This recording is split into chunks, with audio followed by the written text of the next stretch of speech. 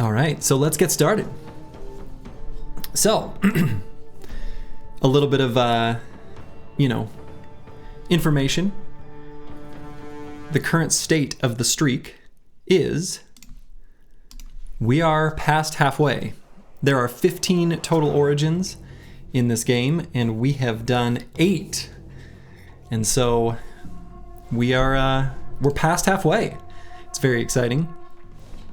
I did just a little bit of data gathering. I think when I do the final, when I finally complete everything, I'll do a more comprehensive analysis of backgrounds and all sorts of other perks, traits, I don't know, just for fun, just to get like a big overall picture of data. But I do have just a little bit of almost like a heat map on the screen that I thought would maybe be interesting, where of the 99 bros, the most popular perk that I chose was gifted at 90. So 90 of the 99 bros have gifted, and you can see that other perks that are a more vibrant green color are ones that I gravitate towards, and this is only the final squad. So, a perk like fast adaptation is one that I take more often, but those bros don't always make it to the final squad of 12 or however many there are in the origin when they finally reach the end.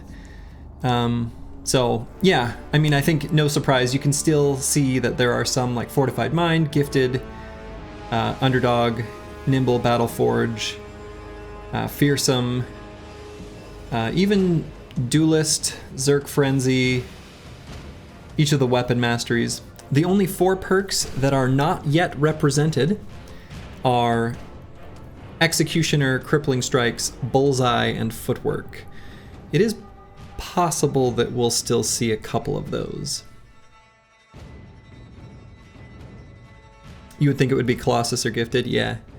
Yeah, Colossus, there's a handful of brothers that had low HP that I just went with 9 lives and Nimble and kept them out of harm's way. That worked pretty well. They're pretty close. They're shortly behind.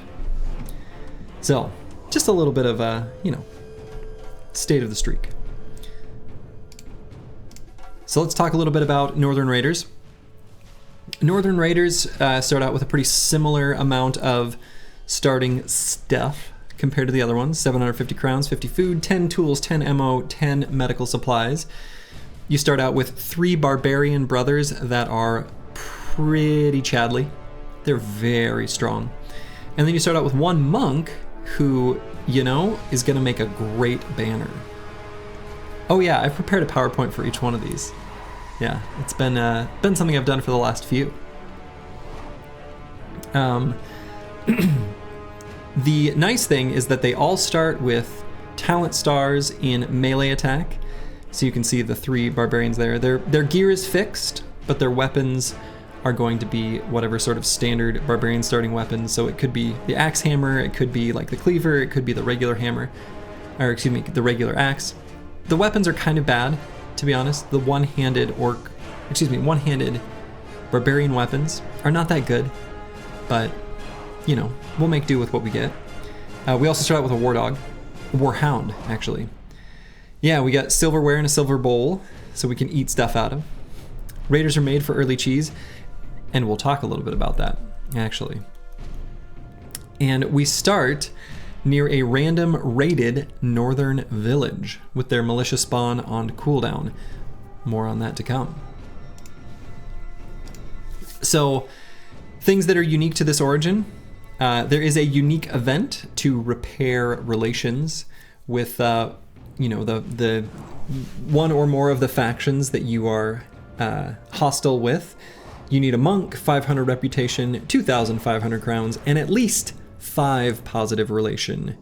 And so that means you had to have left them alone for 20 days. That may not happen. We'll see. 20 days is kind of a long time to not be doing any raiding, but, it could happen, right? It means 20 days of leaving 1 faction alone, and we're going to be hostile to 2, just right off the bat. So, we'll see. There's no 12 bro ambition, That's just a weird thing. And the event where you get like a random barbarian who walks up to you and just wants to join when you're on a northern road, that's 4 times higher. So the other thing is that there is extra loot drops. And so there's just a flat 15% extra, chance to get items. So you can get zero durability armors that you can't normally do. And it's kind of going to be annoying to manage those. Will be a lot of inventory swapping to get those out, but it should also increase the amount of helmets and weapons we get, which will be useful. So, the Northern Raiders are set up to be militia bullies. So, your team's power level is calculated as the number of bros times 10 plus 2 times the number of levels above 1. There should be a 1 there at the end. So, since in this origin, we start out with 3 bros that are level 3, 1 bro that's level 1, we have a starting power level of 52. And so, enemy villages, towns, cities, forts, keeps, and citadels will all spawn militia or other armed forces and send them out after us as soon as they see us. We're gonna try to, depending on our situation, we may recruit fewer bros just to keep the option open to fight militia, because militia are even weaker than brigand thugs. They have 5 less melee skill and 5 fewer hit points. Militia are wimps, and they're a great early enemy to fight, and we're gonna take the opportunity to fight them if we're given the opportunity. So I will be keeping in mind those thresholds to know if we can go doing a little raiding to specifically fight militia. We'll see. Bad man from Discord would indeed be proud. So, the build that I mentioned during the last run that I said I was going to have a reprisal of is one that I didn't get to do. This is a build that I'd outlined for the Oathtakers run, where I wanted to try a lone wolf spear bro. There's a lot of interesting things that could happen with this. Lone wolf is going to be a later perk that we pick, and so this won't be relevant until like level 11 probably. But the thought is, what happens when enemies are faced with the following scenario, with the following setup? When they start to pile in through that center channel, will they, because enemies they're subject to the same rules you are as a player. You can't leap over 2 of your allies, only 1. When that's gummed up, what happens? Will they just run into the spears, who have an extra bonus to their melee attack because they have lone wolf? I don't know. That's the question that I am curious about. I think it'll depend on the enemy type, but there's some experimentation that I want to do with the spear build, and even if it kind of doesn't work, that's okay. The other nice thing about this particular build is, and let's go back a slide, if I grab Lone Wolf on one of them earlier, and this is what I'm going to do with 2 of my starting barbarians, we'll see which ones, they'll be able to fight the Barbarian Madman early, and that can be pretty nice. And that's the build. That's the one we're gonna try to run. I've also got some new chat commands for those on Twitch. And for those on YouTube, super quick request, if I get 500 subscribers, then I can control the ads that are being played, and I will make them as low as possible, just like I've done for Twitch. So if you are watching on YouTube, this is the only time I'm gonna ask, because I hate it when people do it, because it's annoying. Please hit the subscribe button. It is helpful to me, and it will allow me to control the ads that you see instead of YouTube doing so. So, without further ado, let's launch Battle Brothers and get this rolling.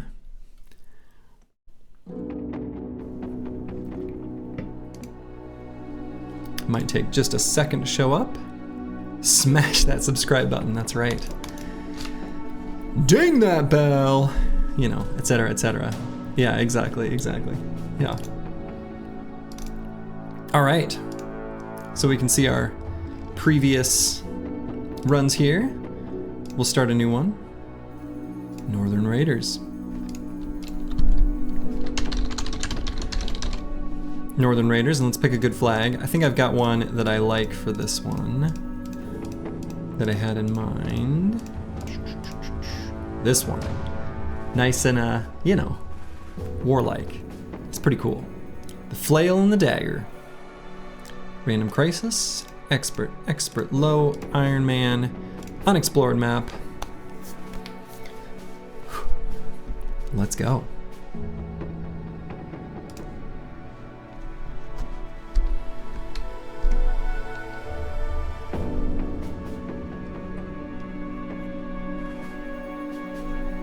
Generating our map. All right. We strike out south. So, as mentioned, we always start out near a small town that is raided. They are burning, their ruins are anyway. We are here very far north. And first things first, we're gonna get, I'm just gonna do it in order as per my document that I got up. See, the Zoning Bro, EELI, Kalashnikova, and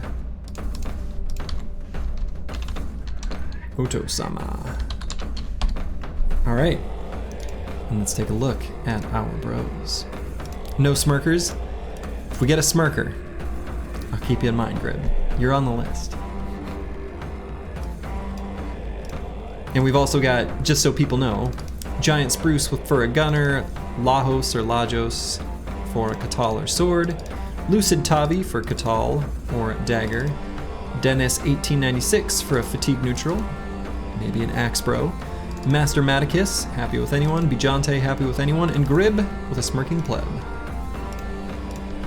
So, let's start out by just taking a look at the bros as they are. So barbarians have higher base stats than other bros. The Zoning Bro, he's got good secondaries. His primaries are a bit lacking. He'll still make for a good Spear Bro to do the Lone Wolf shenanigans with, but we'll definitely need to pay close attention to his primary stats. EELI has, unfortunately, are these all? Okay, Kalashnikov's at least got higher melee skill. 2 low rolls on melee skill, which is really too bad.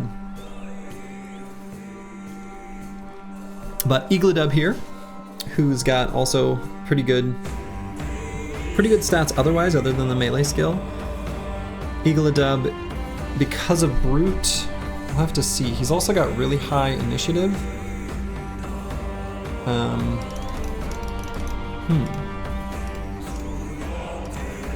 Well, we'll see. We'll see what EELI ends up being. As per tradition, the best bowman will be named Slurging. Hello, some weird sins. Up next we got Kalashnikova. Kalashnikova should make a nice spear bro for us. This is at least a higher roll when it comes to melee skill. Really, based on what I planned with these bros, and based on their talent stars, I would have wanted their melee skill to be exceptional. Unfortunately, their melee skill is just fine. So, you know. Yeah. We're running a Crippling Strikes Bullseye Executioner Bowman with footwork. we'll see. And then Otosama, who unfortunately low-rolled their resolve, and in fact low-rolled literally almost every one of their secondary stats, which is too bad. So as far as starting bros go, this is definitely low-roll territory. That's okay. We'll make do with what we've got. And so, as far as weapons are concerned, the axe hammer is definitely the worst of these three. This is like an anti-armor weapon, but we're not going to be fighting enemies with armor. At least not as much as we can help it. And so we'll probably give that to our least effective offensive bro, and we're going to give the better offensive weapons to the other two. We do want the cleaver to be a follow-up weapon, so I'm going to give that, excuse me, I'm going to give that to the bro with the highest initiative. A suggestion, add a cat jam emote to your channel. Is it because of the music that's playing right now? I probably should. I had a few, they've got a few emote ideas. We'll add cat jam to the list. Yeah, 3 out of 10 starting bros. Yeah, I would say so. It could be worse, but they're, as far as starting bros go on this origin, they're pretty low rolled. So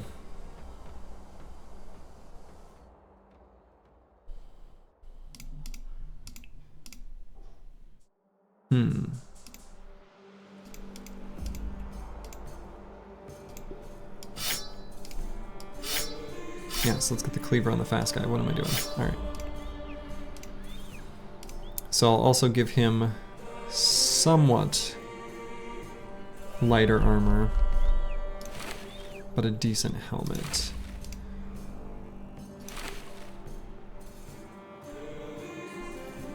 Probably doesn't matter too terribly much.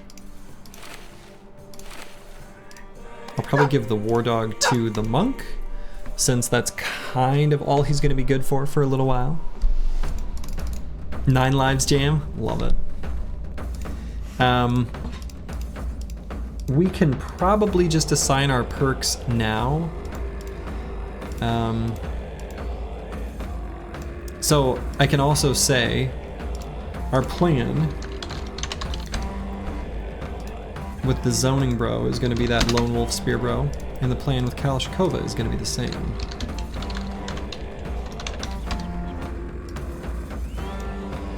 Eagle Dub will be something different. TBD.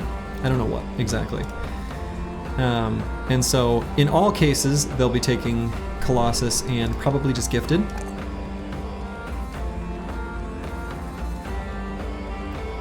Brute was an awesome, oh man. Brute, I remember that clone. All right, the zoning bro. We're gonna have to rely on a lot of our melee defense to come from a shield.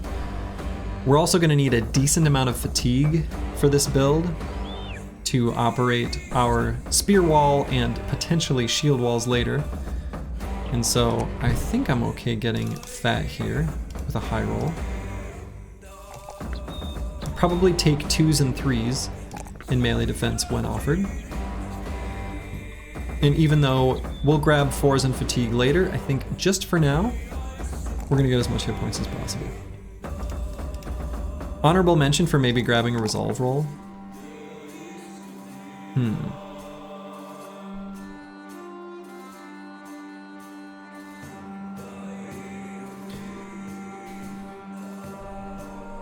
Let's grab a resolve roll, actually. Early resolve is always nice. And we'll grab Colossus and maybe Gifted, maybe Dodge.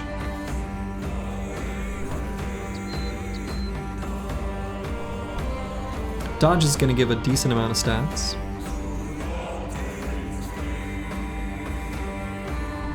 Right now it's about like 12 or 13 melee defense, which is pretty good. Soji gets to live his genocide dream this round. It's true. We'll have a couple, and we'll take a look at the faction relations too. And yeah, will Eagledub end up a brute flail duelist? Maybe? I don't know. I guess it's possible.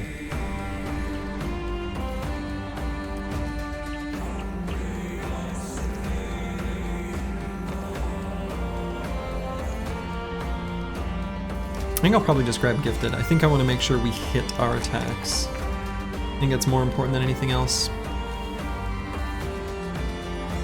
You missed one opening, are we cooking? We are! We're going to be bringing back the Lone Wolf Spear that I didn't get the opportunity to run in the Oathtaker's Origin. Well, hello, Jamnuska. We deep frying? We're always deep frying. And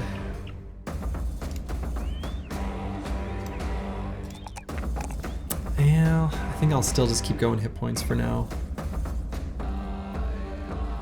Unless I should just grab Resolve. Let's do Resolve. Alright. Eagledub is up next. Eagledub will end up being a question mark build. Sin says a flail duelist is legit on a bro like this.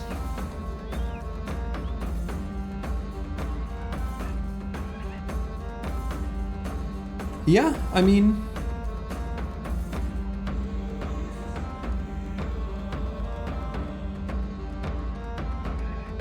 we'll have the fatigue for it. I'm inclined to agree.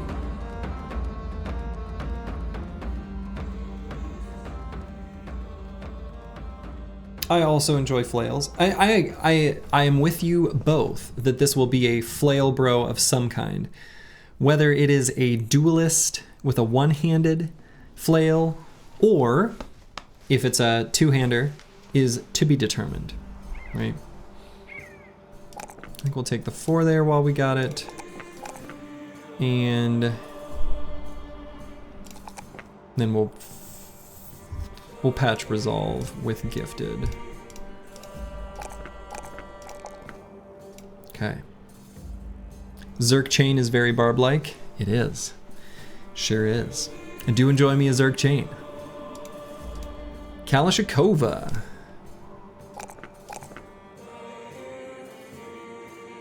Gonna be one of our Lone Wolf Spear Bros. So we'll patch up Fatigue with Gifted.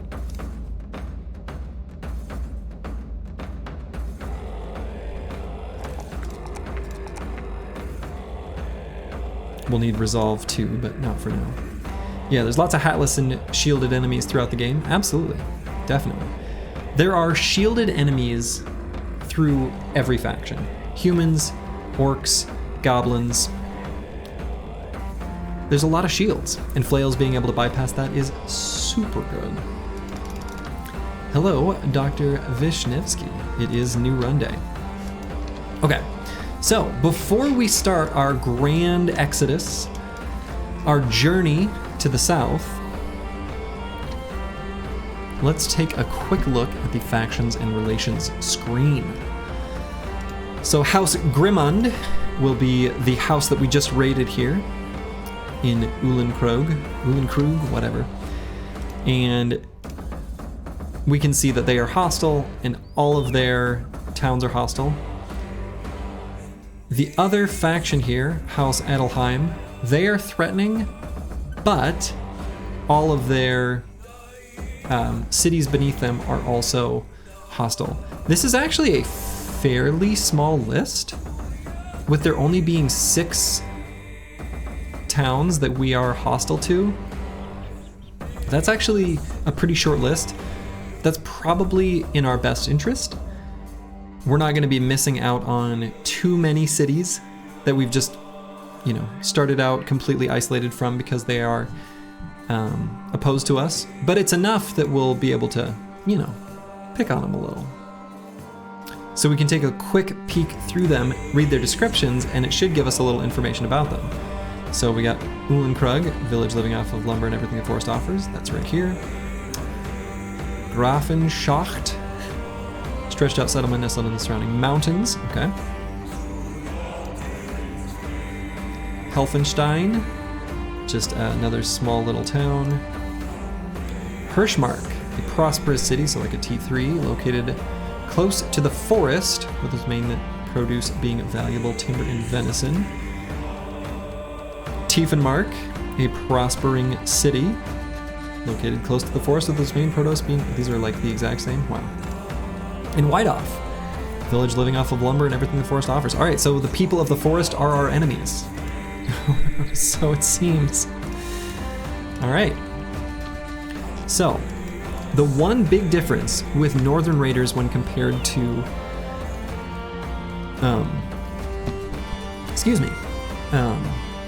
Deserters is we don't get the luxury of being able to run super easily. So we're gonna have to be very careful and cautious as we make our way south to find a place to sell these silverware and bowls and trade them for bros. So we are going to very slowly make our way south.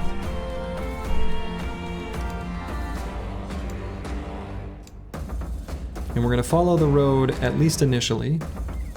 How are we gonna eat without the bowl? We're gonna use our hands. Okay. Unknown garrison, so this is a faction that we are at war with. A tip taught to us by someone in the last run. All right, Helvikborg. Let's see if that is... Sometimes in a house's description, they'll say they're like capital city or whatever. In this case, it looks like no such thing. All right, so we are gonna get chased. We're not fighting that, obviously. Noble armies are quite outside our range. Any super lightly defended caravans or militia might be targets though. We'll see. Or we'll make our very first combat against some hapless peasants. Engage. This can be an opportunity to give Oto-sama a wooden stick. Fuck yeah, let's mug these peasants. Hell yeah.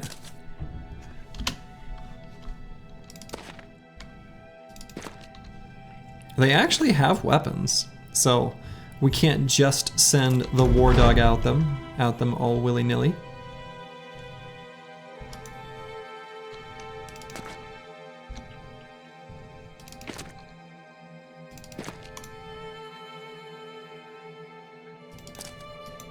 Well, welcome King Tet.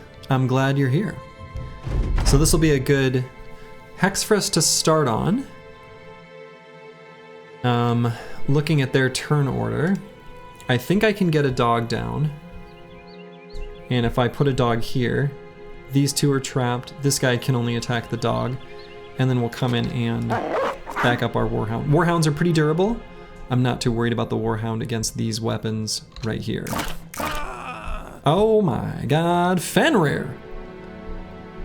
First blood! Incredible. Wow.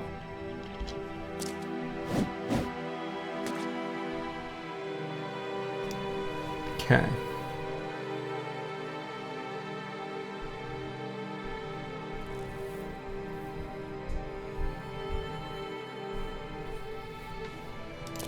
So I could either attack or wait. I think I'm gonna attack, and I'm gonna attack this back peasant.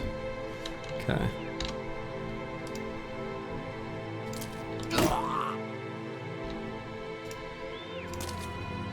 And just in case I hit his head in his headband, I'm gonna do decapitate there. No reason to put Oto-sama in danger. Just attack this guy before he gets the opportunity to go. Let that guy attack the dog.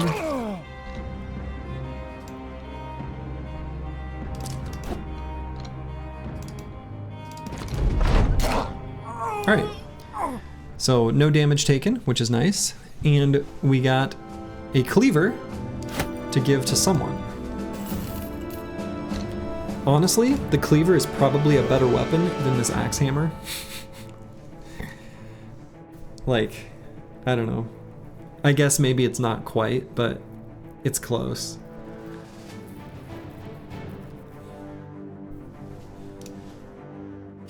We'll give it to Oto-sama back here. Oto-sama? I guess I don't know how he says it. All right, and we'll keep going south. Again, you know, the faction that we're going to be friendly with, House Horn, with a absolutely ludicrous looking bull that looks like a comic book character. That looks stupid, but I love it. That's where we're going. Those are our greener pastures. So I got to make our way south. We also got more food from that, which is nice. Yeah, a very derpy bull. Derpy is the perfect word to describe it. Okay, I am nervous about going into forest at night.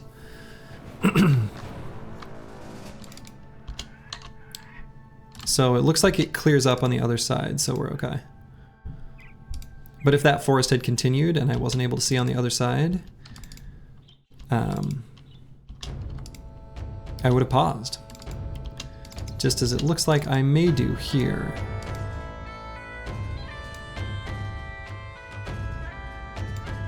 We'll go ahead and peek out over a mountain top here while we wait for the day. Go a little further south here.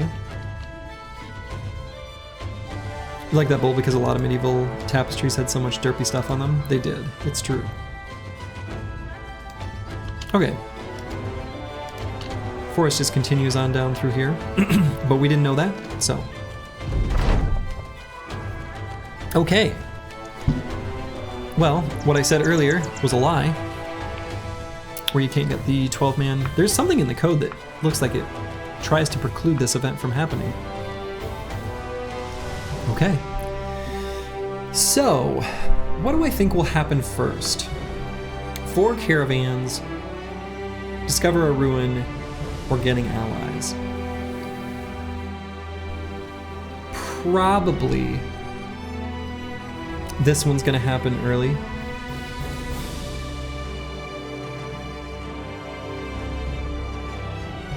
We could end up finding like an early, you know, zombie camp that we're able to bust.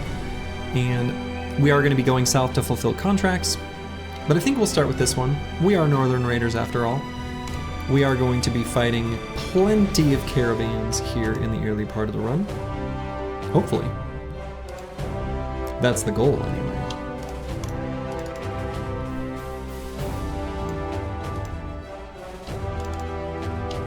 Alright, what do we have here? So we are enemies with this faction. I don't want to go through the swamp.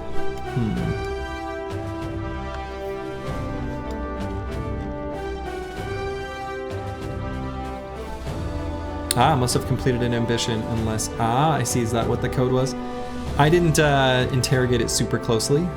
Interesting that that's what the... I went off of not the wiki, but I was just looking through the code for references to the origin. So, caravans first is a grief? You think so?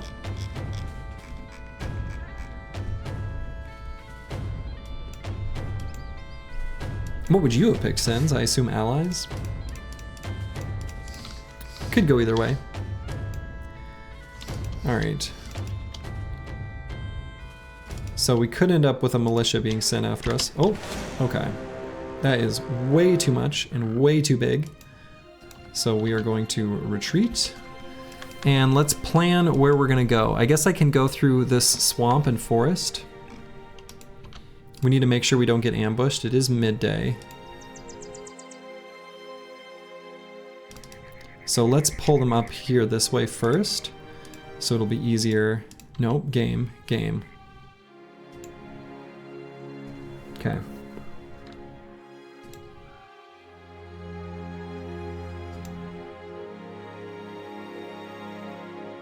Okay.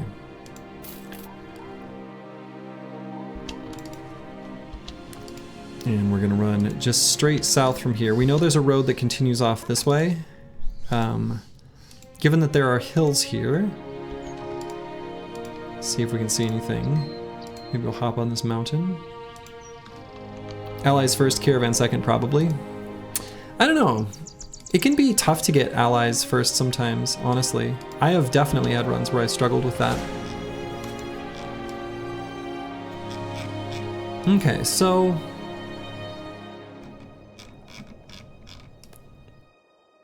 with the brigand retinue, you can raid the caravans even easier, but he's expensive. Yeah, we won't be getting him for a long time. We're going to complete our first ambition before we get any retinue for sure.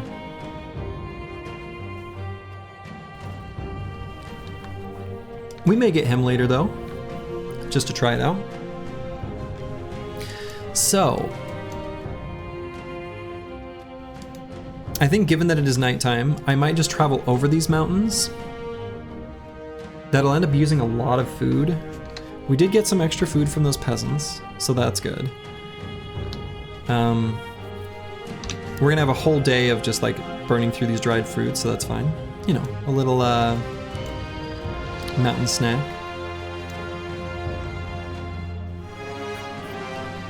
Your most recent run was like that, stole some uncut gems day 2. Nice. Yeah, I've had runs, actually I think even in this series, where getting an early ally took a really long time. And there will definitely be caravans for us to raid, so I don't know. I feel like that was the best choice. I could be wrong. 5 webnecks. I'd rather not, but we could fight those. All right, and there's a friendly city. Let's go see what's there.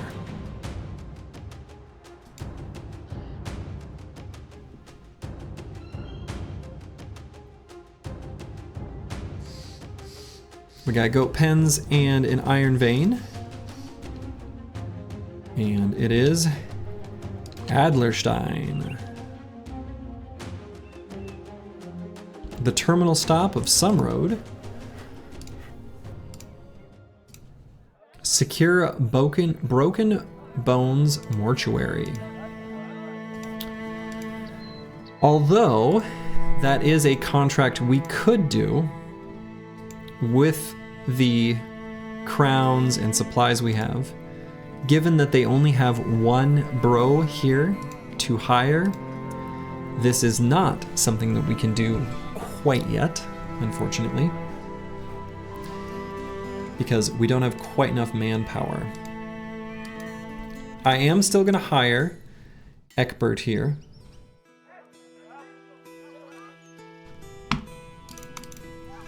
Hey, Final Overdrive. Thank you, thank you, thank you.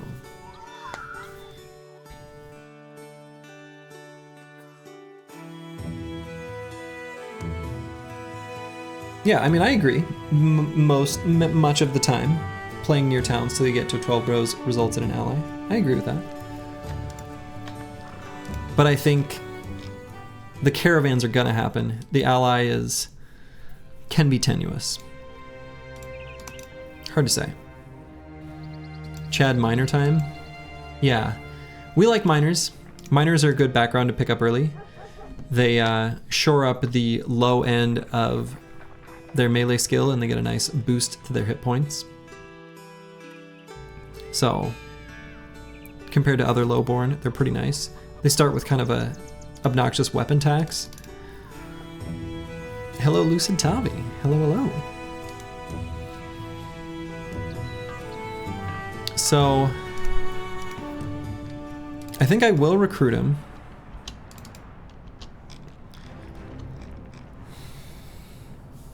That will probably put us at just enough of a threshold to fight some of the wimpiest of caravans that we see, if we see any. Let's take a look at what we got here. What sort of specimen is Eckbert? Eckbert's great, right? He mid-rolled his HP in fatigue, which is totally acceptable. A little bit low resolve, but still okay. high rolled his melee skill and got a decent roll for defense. This guy will work. We'll give him the cleaver. You'd say not great? I don't know, seems okay to me. He's also got Iron Jaw, which is kind of a whatever trait, but early it's really nice. So he's unlikely to get injuries, so we'll be able to keep him fielded.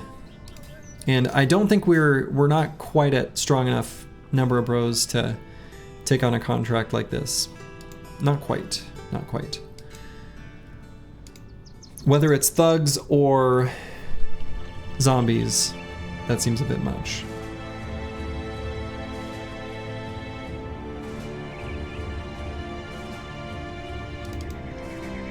So let's take a quick peek on this mountaintop and see what we see to the southeast here.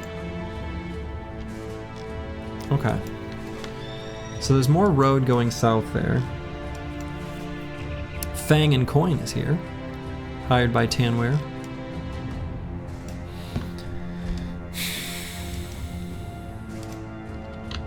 I guess let's take that road south.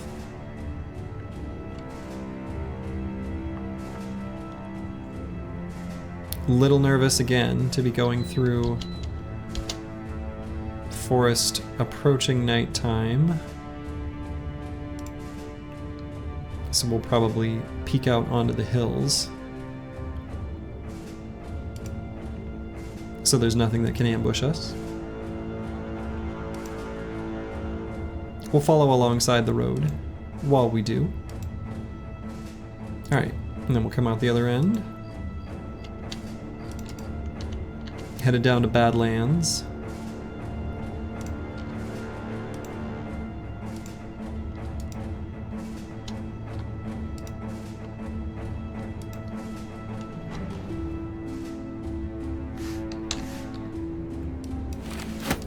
Running a little bit low on food and crowns. So we definitely want to get to a good city to sell our bowl and spoons so that we can turn those crowns into bros. Watchtower's a good sign. Is it still not worth getting a beggar even when I rolled one with all high stats, 1 star in melee and 2 stars in melee defense? Made him a fat newt and has been doing alright. I don't know, it sounds pretty good to me. I generally try to avoid recruiting beggars a lot of the time, but sometimes you need to, and if they end up good, they end up good. A kennel, interesting. Okay.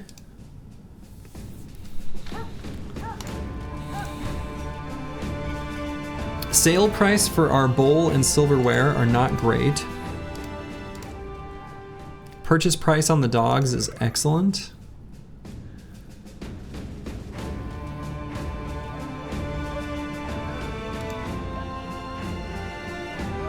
We got a couple smirkers. Ragnar might not be a bad pickup.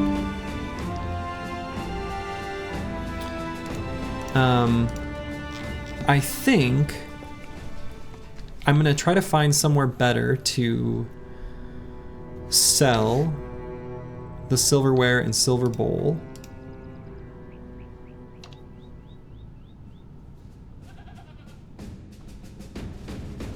I may buy the ground grains. And let's move on.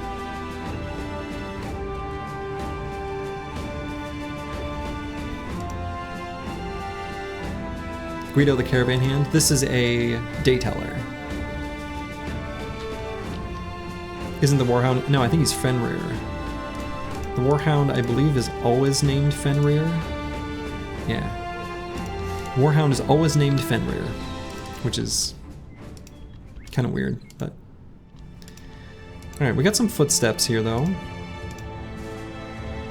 Possibly previously spawned caravan. Nomads. 9 of them. That's too many. Brigands. 7 of them.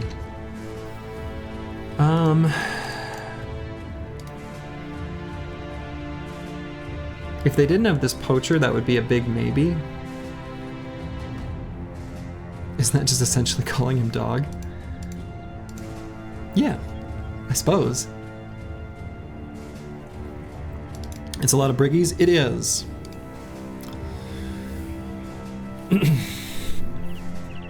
I think we're gonna dodge that just for now too. Good lord.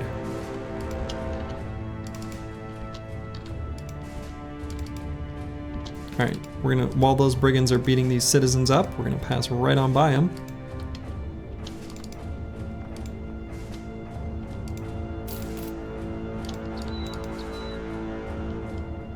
Headless guys. I hope they're not headless. They are hatless though. No hats there. No reason to risk it. All right, Cargao could be a better place to sell stuff and then maybe take a contract, we'll see. Ambush trade routes, so that's good. That's the kind of thing I wanted to see. Some options for recruits that might work. Einar and Geralt, possibly even Giselher here.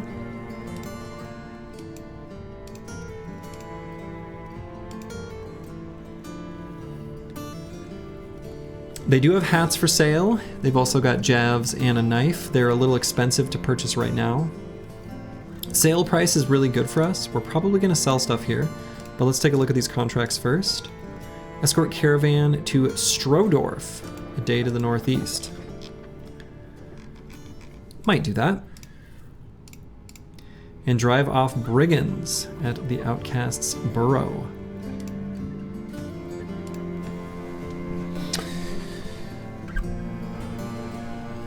Geralt of Cargao.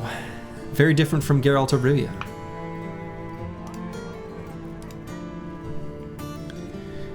The drive-off brigands contracts are stronger and tougher and scarier than the return item quests, but might still be 7 thugs. It could be more. We'll try it. We're gonna sell this stuff. Let's see, where is it? Not too far. If it's too many enemies, we're just gonna cancel the contract and move on. So, let's think about what we want to get for bros. None of these have weapons, so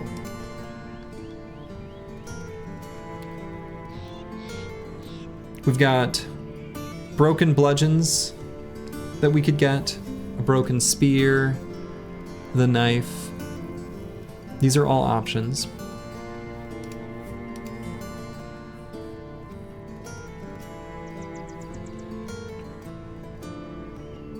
I could get this poacher. Wouldn't be terrible. Does come with a short bow that forces enemy AI to be a bit more aggressive. That could be handy.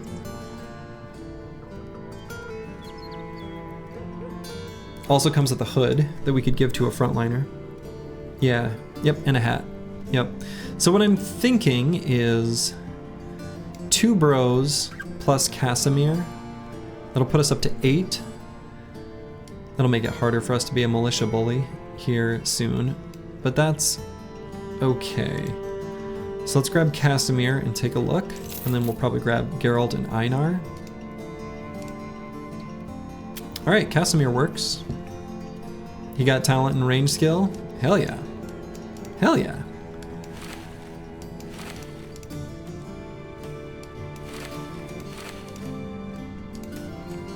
All right, and let's grab Einar and Geralt. Puts us at 300 crowns. I think that's okay. Einar is not great. He's pretty bad, in fact.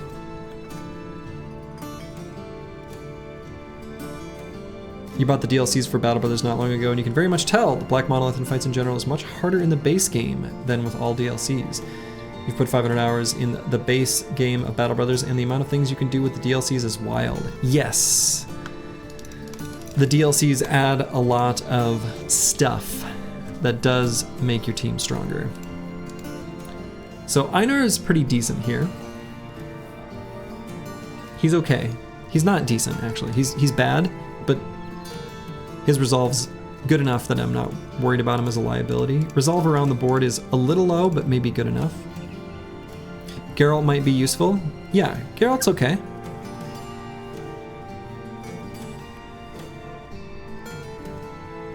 So, my eye is itchy. Okay.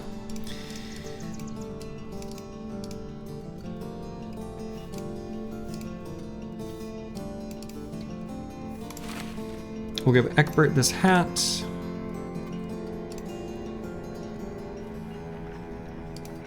And let's grab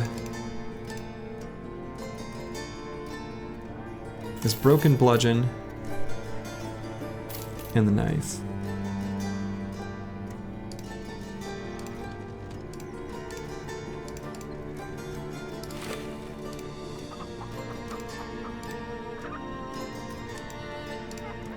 Put the bludgeon here. The knife here. Okay. That was an expensive butter knife? It sure was. Extremely expensive.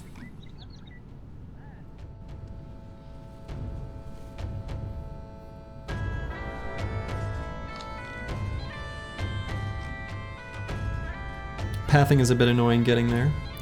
We may end up taking the fight at night, which is probably not to our advantage, but it is what it is. Let's see what we got. Many thugs. Okay, good. Perfect. 7 thugs. Hell yeah. That's the fight we want. Let's go. If we were to wait for day, that would be better for us from a offensive perspective with Casimir here. But from the perspective of, you know, wages, food, etc., we want to take this fight. If I could rewind, that would be awesome. All the VODs are on YouTube.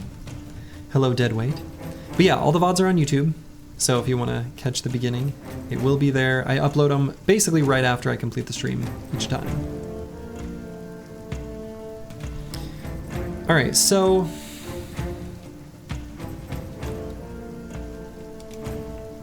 I think what I'm going to do, we're going to make use of these high ground hexes and the fact that we have a ranged bro. I think we actually have pretty good terrain here. We can put 2 of our sort of Chadlier bros in Kalashnikova and the zoning bro on top of these high ground hexes. And I think that should be really good.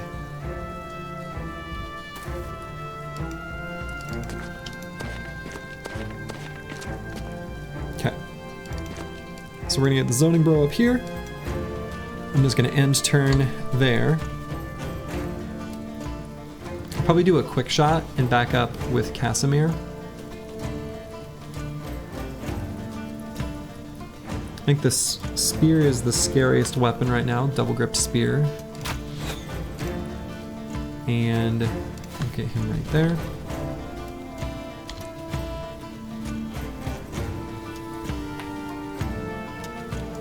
So I'll probably shove like 3 bros here and 1 bro here.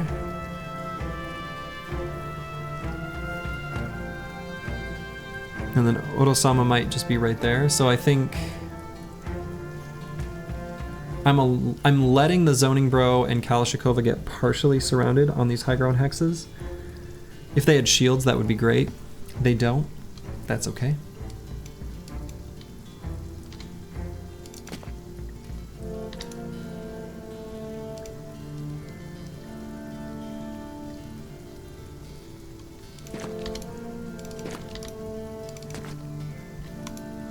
Okay. And remembering that Oto-sama has Fenrir.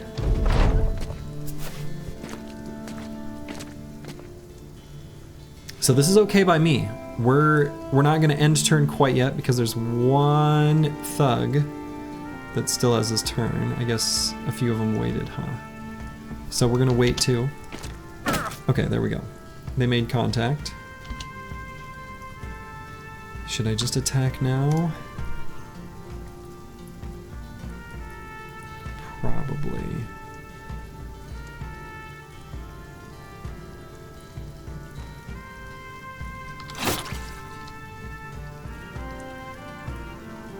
Decapitate probably will finish here.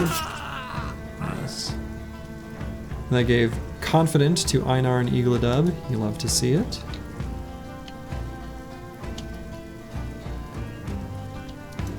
Savage indeed. I'm gonna do, let's see. I'll probably just do 2 quick shots here on this thug in the front.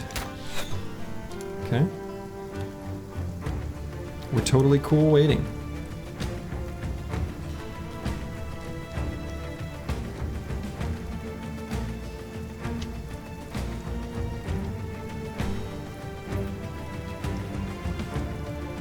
Brutal, savage, wrecked.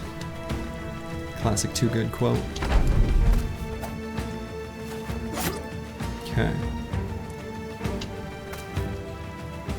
Yeah, they're gonna be reluctant to just engage the high ground bros in isolation.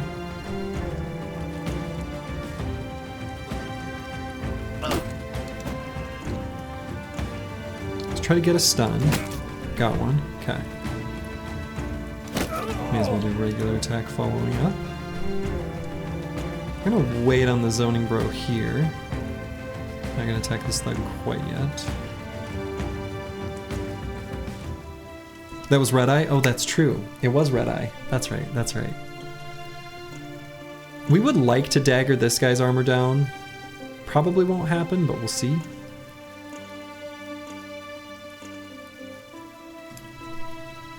And I might wait with Casimir too. Okay.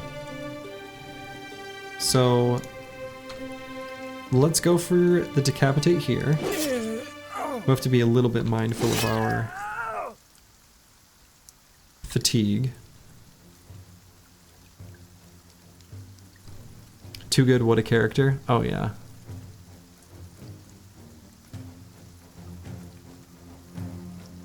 Probably I should try to finish off this thug. Given that these guys are already wavering, that could make him go to breaking. Didn't.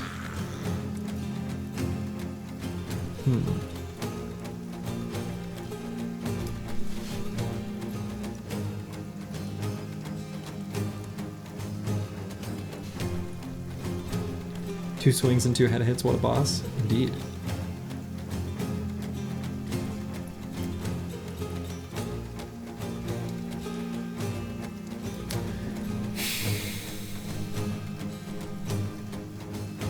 Deciding whether to have Egbert and Einar take a step forward here against this thug. He's got a weapon that I want. I don't want him to run away. I don't love the risk of putting them in melee with him.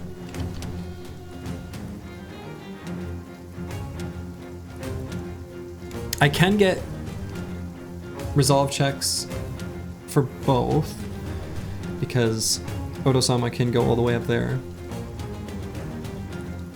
Hey, Bijante. So from a resolve check perspective...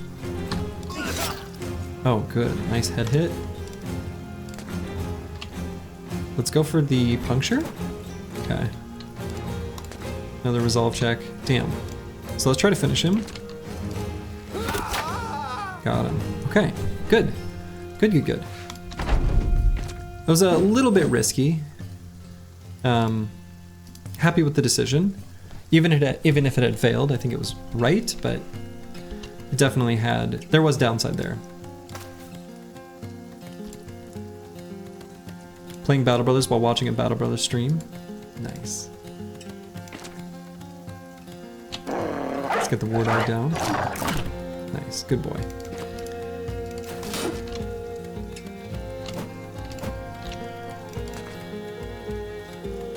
Actually, I'm gonna save the ammo.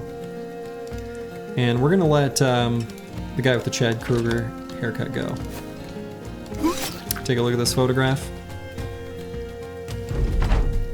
It's over. All right, that was a great first fight. Really good. So we not only got a Militia Spear and a reinforced wooden flail, we got this stabby pointy dagger, and no armors, which is too bad, but food, tools, money, all the things that a company needs. Why'd you let him go? We could get him easy. We could. He had a somewhat scary weapon on. Fenrir would have caught up to him first.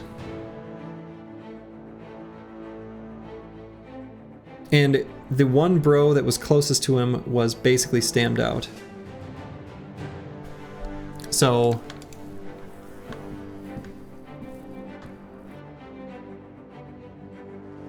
I don't know. Maybe I should have. But yeah, this is great.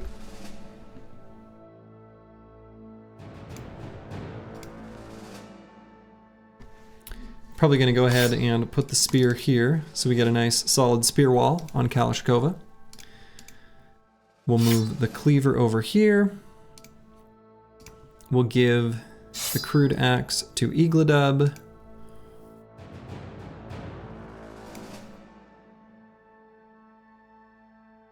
Actually, no. Let's give him the flail. He's a brute. Let's hit enemies in the head. We've got a built-in ability to just do it. May as well. We'll give Casimir... Oh, he already had a... Well, shoot.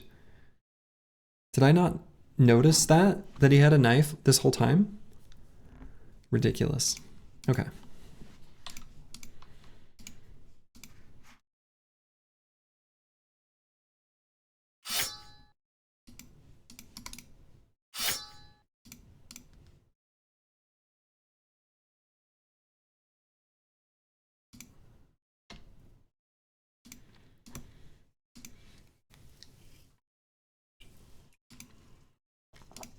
Okay.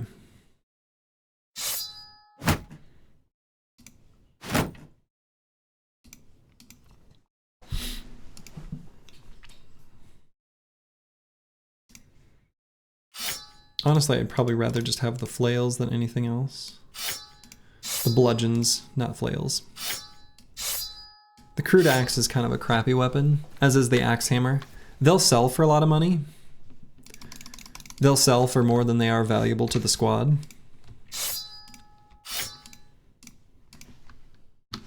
So, let's return to Kargau.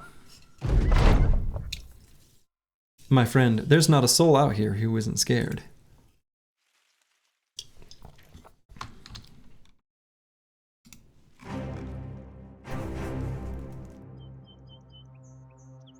All right, back to Kargau. We're gonna need tools. Nice little payout there. A cultist procession is here. Praise Dovcool and all that. Looks to me like all they've got is a bunch of cripples.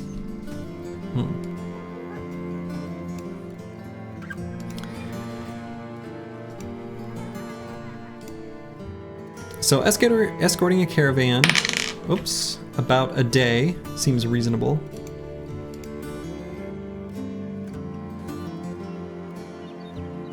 Tools here are incredibly unreasonable. What I think I might do is sell these two weapons. Maybe buy a stack of javelins.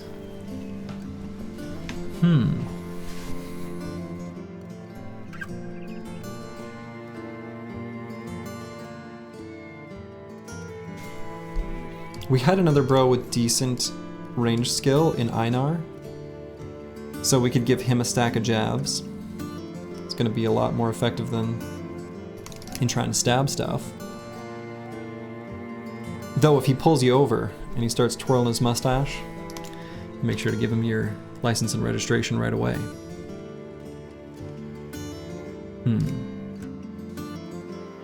Yeah, so I could get the jabs, I could get the spear.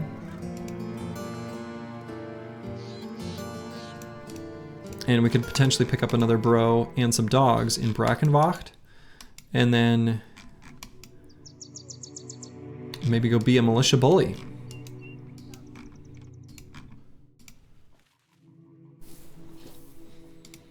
So we're already at 8 bros. So our current power level, as per the game's assessment, is going to be 80 plus, in this case, 6, so 86. So we can still spawn militia even from the lowest level towns.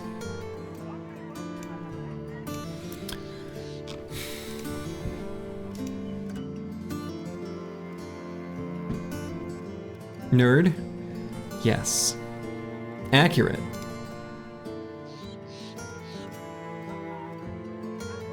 Yeah, so let's get the javs and the spear. Isn't it 6 times 2? Yes. Yes. Wow. Yeah, Xerxes is right. My math was wrong. Yes, it should be 6 times 2. So actually, 6 times 2, that's 12. So our current power level is 92, as per the game's calc. Whoops. All right, we'll put the javs here. Put the short bow here.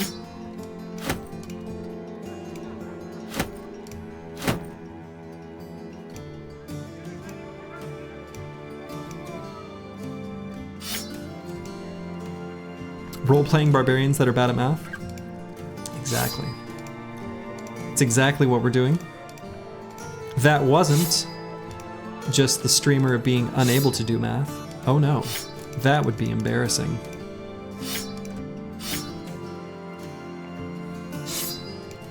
Yes, role-playing.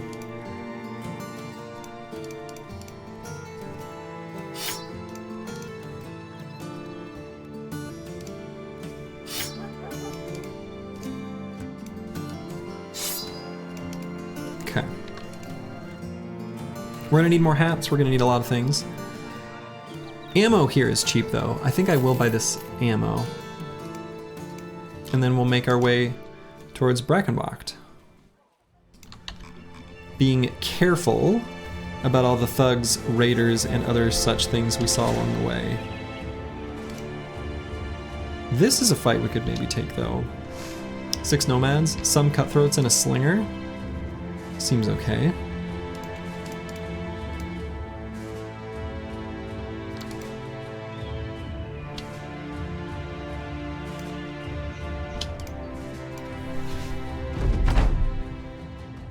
Okay, they've all got shields, so the shield walling is going to be tough. You'd like to enlist as another ranged bro, and so it shall be.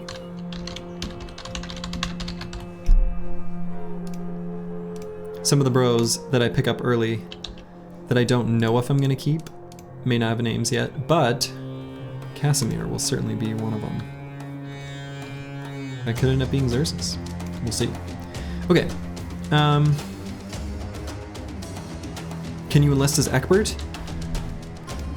Who's Eckbert? Yeah. You can. Ball and Stalin one. Okay, so they're gonna grab this high ground hex. I could grab it before them.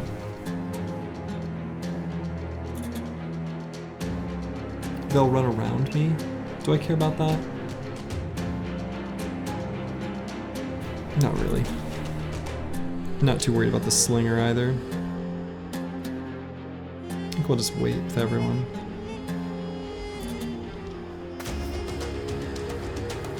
Good evening, curse word. How are you?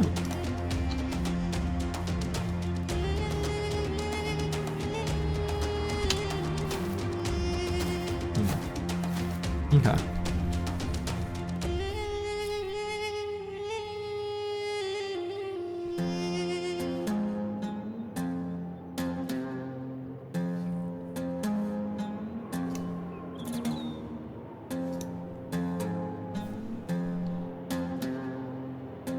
So I think I'm actually just gonna spear wall. I'm gonna have them come to me. These guys will shield wall up and probably breach, but that's okay.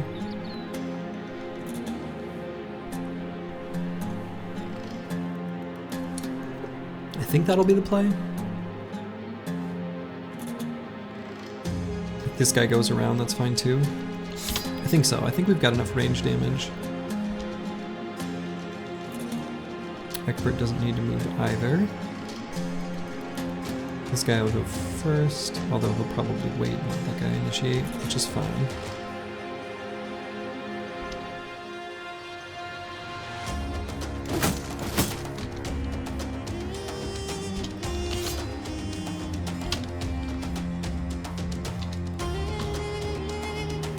Let's do 2 quick shots.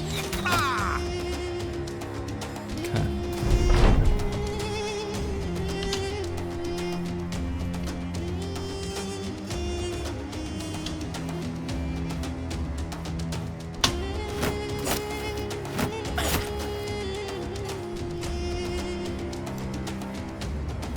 Pretty good hits there. Not the highest hit chance, but managed to pull it off. Okay. Not too bad. So, could still spear wall on Kalashnikova to stop this cutthroat. That means Otosama and Geralt can't participate there after him though. So I think because of the way the turn order is, I think I can move forward and spear wall with Kalashnikova. Actually, I don't even have to move forward. I can just stay here.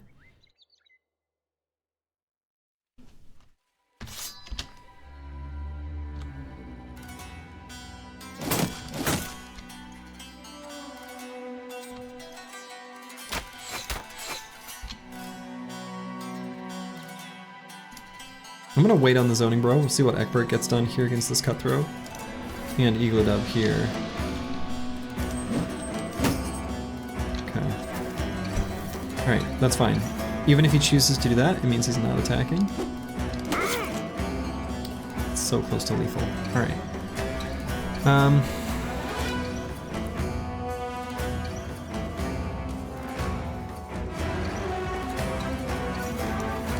No, I think let's go here because we can put the dog down. So we're gonna put Fenrir down, and we'll go and puncture, I guess. And we'll go for a stun. Didn't get it, try again. Missed. And let's contribute to surround bonus. Finish off this cutthroat.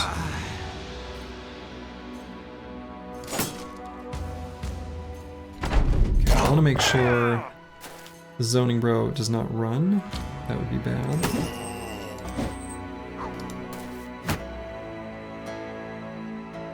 Okay.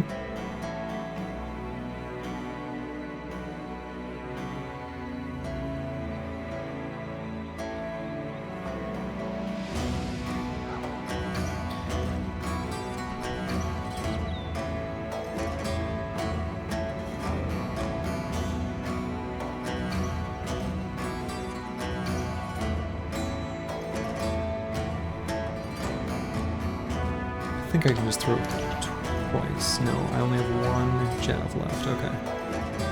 That changes the calculus. Let's do this. Interesting.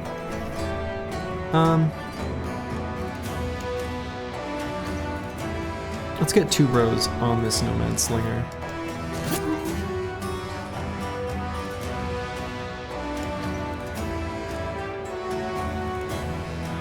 I feel pretty confident that between the zoning bro and Egbert, they're going to kill this cutthroat before it gets to go, so I'm not too worried about the surround bonus that I'm helping him get. Because he's dead.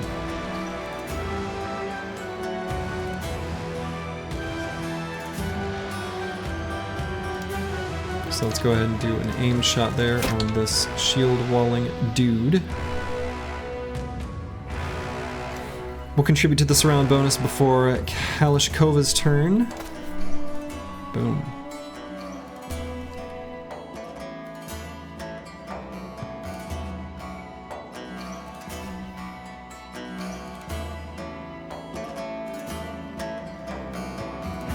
So maybe I do a resolve check here too.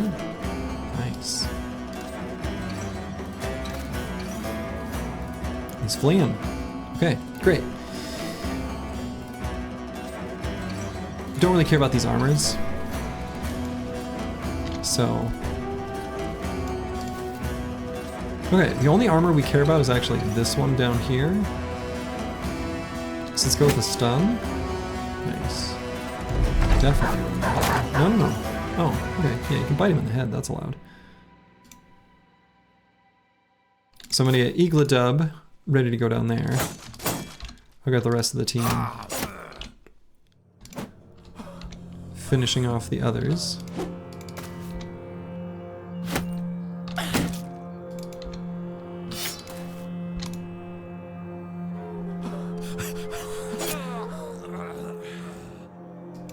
And I guess I'll pull out the flail.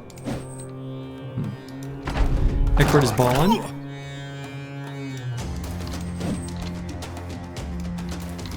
Yeah, we got a good fight here.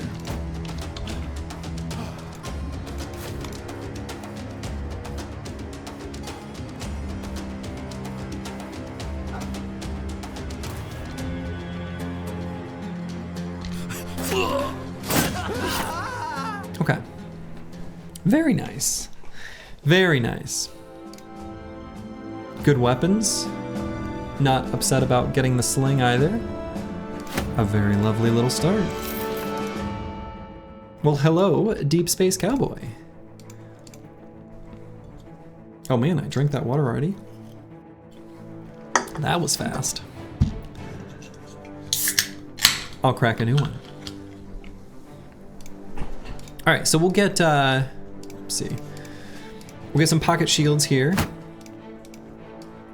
on our frontlining bros here. Any original barbs need a name? They do not, but I can put you in the queue.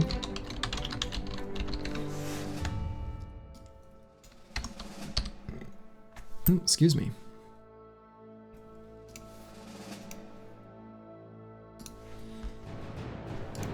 As far as bros that we've recruited that we're gonna keep long term, probably Casimir is one. Egbert maybe two. Oh yeah, Ballin Stalin would like Egbert. Ballin Stalin. There's a queue now, you've made it? There is. Yeah, I guess. I've made a queue. So that's something.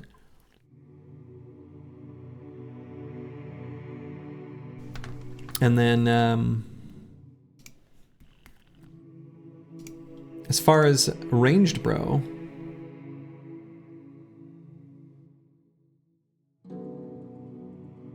we can let Xerxes have a claim.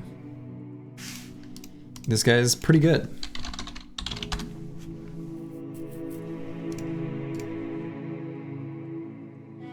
He'll be a pretty good thrower. Okay. Oto-sama, who's gonna be our banner. He's only kinda okay. He's got terrible offensive stats. He is probably just going to be a arrow magnet is gonna be his job. So he'll be a frontline. I'm certainly gonna give, like, he's gonna be a utility banner who has anticipation. I think that's gonna be just the best way to use him. He has no other redeeming qualities. Not really, anyway.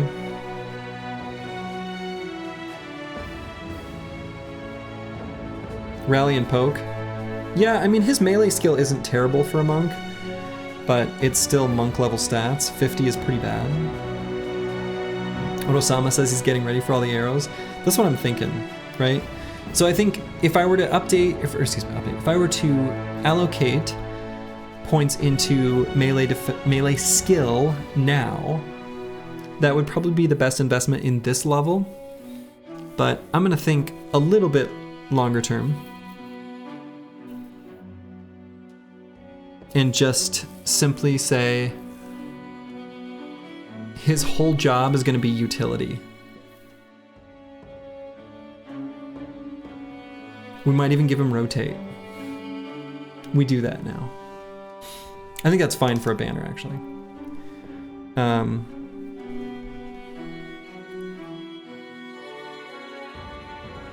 I'm not even putting the title of early on there. I already know. Is that the one they call the Banner Wizard? Yes. Rotate on a utility banner is solid. Yeah, I think so. I think so. Your streamer's growing up. Spells like Smoke Bomb and Net.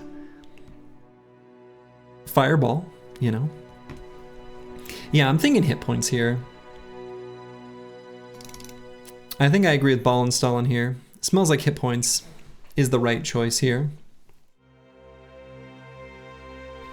Will there be some taunt action this run? Maybe. Maybe. Yeah, quick hands, bags, and belts. Yep. I cast gun.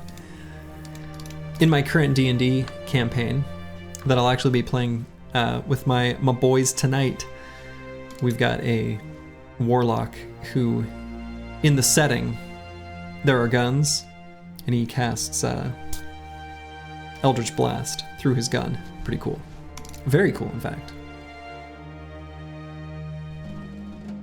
So here on this first level, it's either going to be Colossus or 9 lives. I think 9 lives is going to be slightly more survivable overall.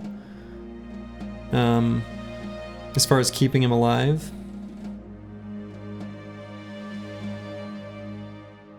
His resolve is good, such that I think we can pull this off. He's like right at the cusp of where I could either be convinced to go Colossus or 9 lives. I think because his resolve is good enough, and it's going to get higher next level, I think I'm happy with that. Honestly, next level we're probably just going to grab Colossus. So. Or maybe just dodge. We'll see. Noob Trap perk, improve your positioning. We can always improve. Ball and Stalin, not the best of level ups. I think based on how I'm going to use this bro, we're going to do just offensive stats. I think I'm going to skip the one in melee defense, but we're not going to skip the one in melee skill.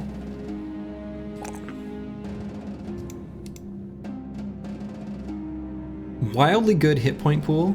This is a very nice number, and I hate to do this, but I'm going to ruin this 69 and turn it into an 86.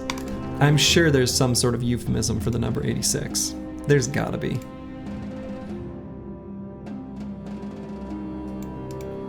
Now with Xerxes, we could give him the Nomad Sling, which would mean if I want to give him a backup weapon, I gotta get rid of the Buckler. That's fine, the Buckler doesn't do much. 86, nice, nice. 86er, that's like a basketball team, right? I think? Aren't the 86ers a basketball team? Am I remembering this correctly? I feel like that's true. 86 is slang for dead? Oh no. Well. 76ers. Damn it. I'm not very good at knowing things about, like, sports. I can name you a bunch of Dota players, though. Make of that what you will.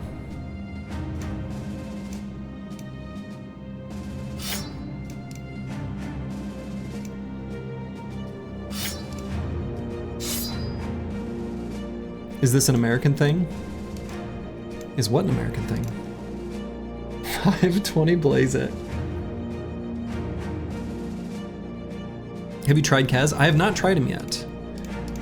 I just played the first. I haven't played for like almost 2 weeks, but I played a couple games just yesterday, and Kez was on our team both times. I didn't understand what was going on, but the Kez was very, very effective. Just seems to play a little bit like PA. We beyond the Iron Curtain don't know about numbers much. Well, I don't either, because I multiplied 2 times 6 and ended up with 6. Okay, we got another little pack of nomads. that if we can fight, we're gonna fight. 3 of them seems perfect.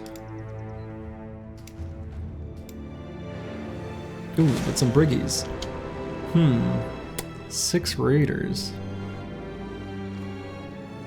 Played 1 game of guest position, 4 went 2 and 19 solid game.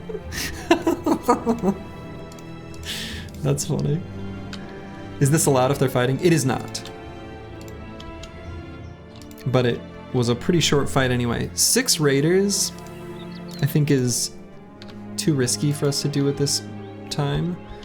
So we're gonna let those raiders live their life, you know?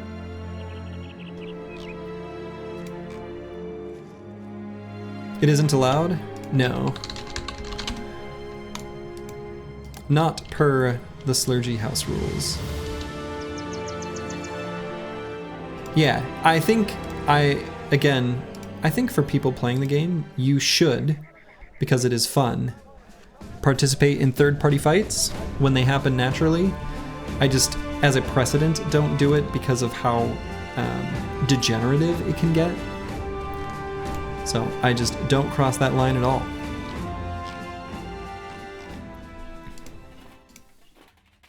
Tools here are more expensive than I didn't like take very good mental note of how expensive they were. They're gonna be cheaper in Adlerstein. We could go up and just do that contract. Third-party fights can be so boring if the party size is large. That's also true. They can be really boring.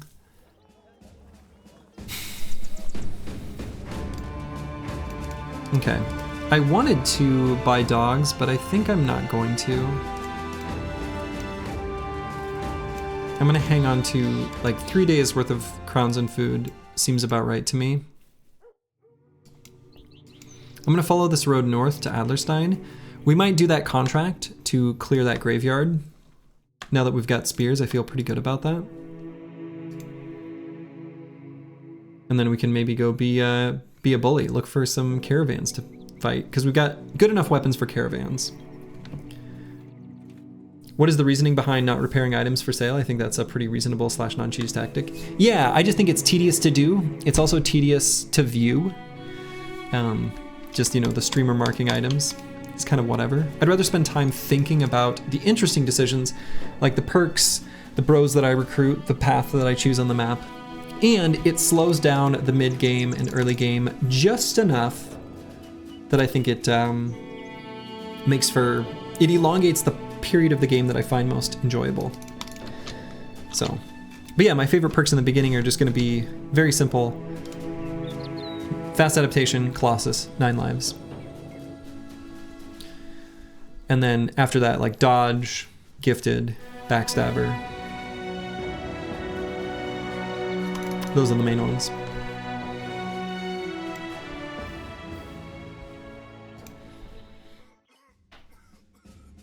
So I think, again, because this place has the surface iron vein and goat pens, or just the surface iron vein really, we'll get a decent price on tools. It's also pretty small. So let's head up that way.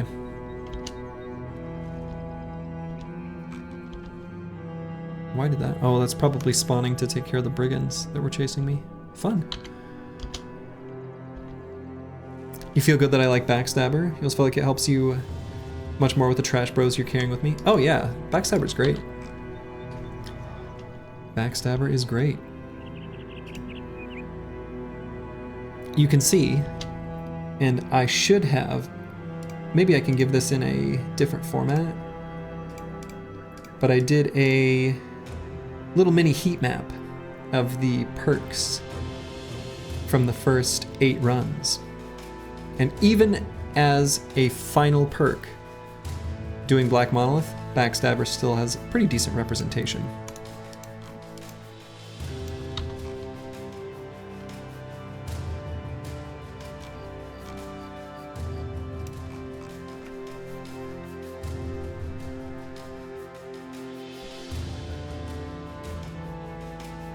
Yeah, and we've got one build that we're doing that's a special cooked up thing that we're going to be doing. Many thugs and a raider. Ooh. Is that heat map all bros or just endgame bros that go to mono? Just endgame bros that go to mono. Basically, I just looked at the final squad and tabulated all the perks for those that survived. There was one bro in Peasant Militia that died, and I don't know his stats before then. I think you need to plan some adrenaline builds for the audience, Slurgy. Audience equals me. I should, actually. I have said, on the record, that my reluctance to pick adrenaline is probably the weakest aspect of my play, and I still think that's true. I'm obviously not doing anything about it, but I think it's true. What do you think about the flail early in the game? Seems common in many enemies over your hats. Yeah, for sure. We'll be using flails. I do think we are going to take this fight against many thugs and a raider. This will be a nice fight for us.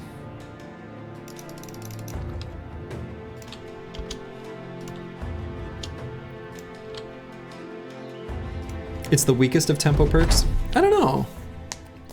See, the crazy thing is, I don't even know that I think it's the weakest. I actually think that it's really good, and that I just don't take it because I'm bad. Dagger party incoming? Maybe. We've got this 90 armor on this raider that we would like. We're okay with the 50 armors too on the thugs if we can get them. But you'll notice that these briggies, some of them aren't wearing hats.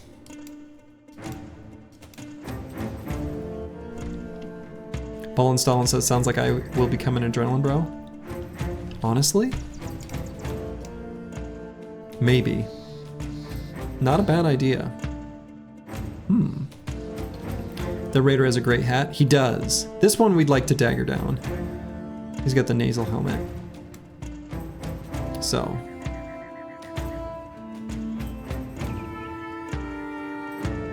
Yeah, if you get a two-handed mallet for making use of adrenaline, I agree.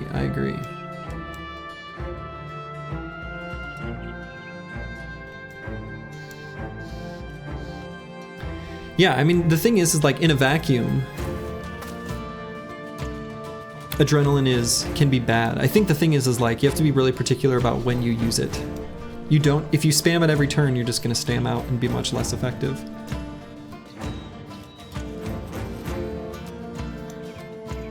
I did love that take. It's milk toast, and I do love milk toast.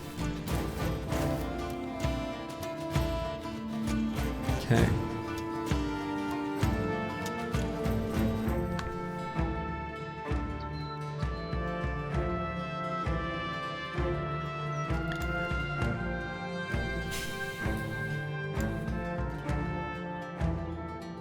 I think I'm gonna back up and just end turn.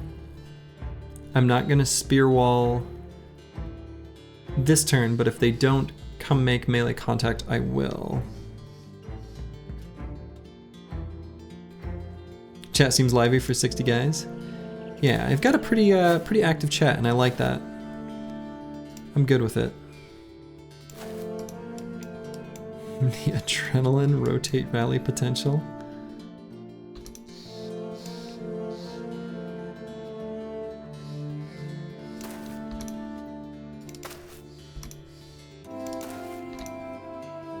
Okay, and we will throw here.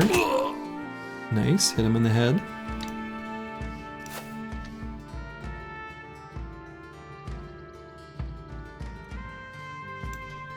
Everyone getting a fair share of attention from Mr. Streamer? Yeah. Yeah, I mean, I can't respond to everything, especially when it gets too lively, but you know, as like a teacher might say, just talk amongst yourselves. Also, hello, Astora Sunlight.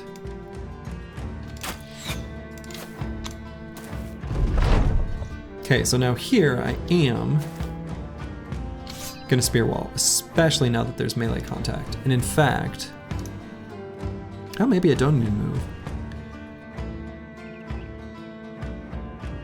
And if we can kill this guy, we can spear wall here. It seems good. What's your favorite start, and what do you consider the strongest? Strongest overall is probably just Peasant Militia. My favorite? Cultists? How about that election? Hey, no. That rule still applies. None of that. Strict no politics rule. It'll be my only rule that I may have to actually time out or ban, but I will enforce it. Let the record state. And I don't want to. I really don't want to. Alright, I'm gonna try to get a kill here so that Kalashnikova can spear wall. Let's be a brute. Very brute-like. You appreciate that rule? Yeah, I mean, here's the deal. This is my only statement that I'll make. I'm sitting here talking in front of a camera, right?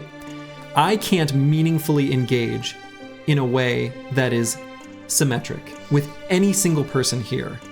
So, given that this stream is about a game, I cannot have a conversation that is nuanced and interesting in any capacity with anyone here in chat. It is unfair.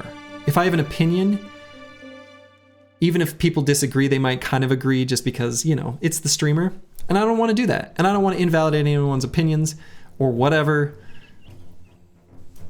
That's not what I'm here to do. I'm here to play Battle Brothers. So, I also just like, we get enough of that in our day-to-day lives, right?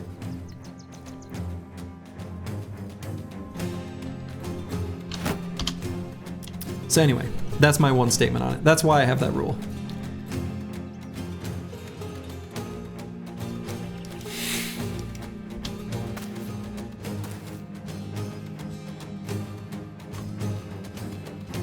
Okay. Bajante would have still been a hater. Probably true.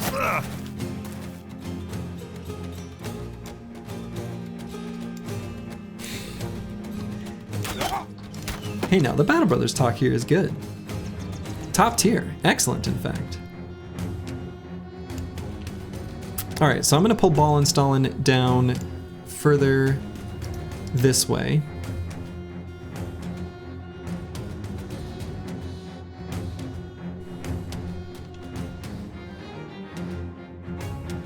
Yeah. The Raider looks tough to take down. Yeah. He is, but he's already wavering, which is great. So now Oto-sama is already doing a shield wall, but he can't even take a single hit to this pitchfork in the head without proccing 9.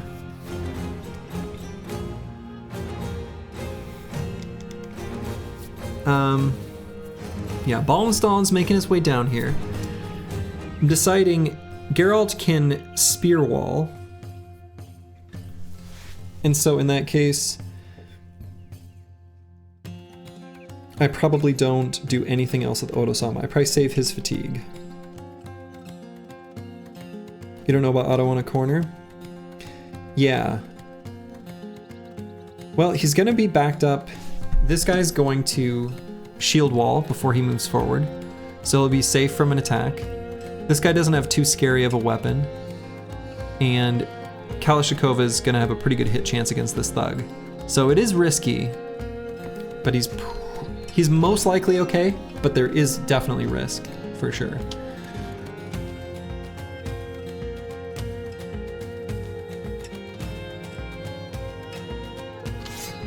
Okay. The surround bonus? Well, there's no surround bonus right now. Now there is. Okay. Well then.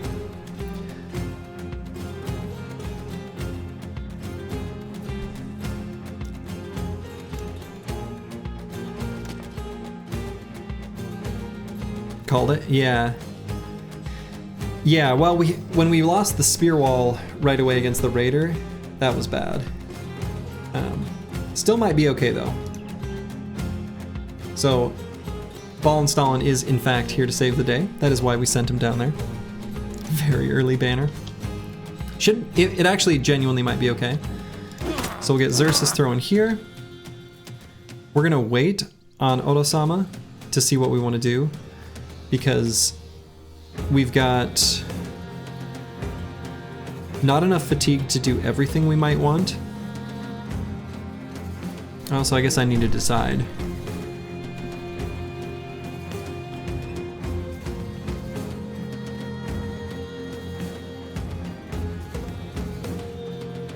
So if I put down a Warhound, it will go here, almost for sure.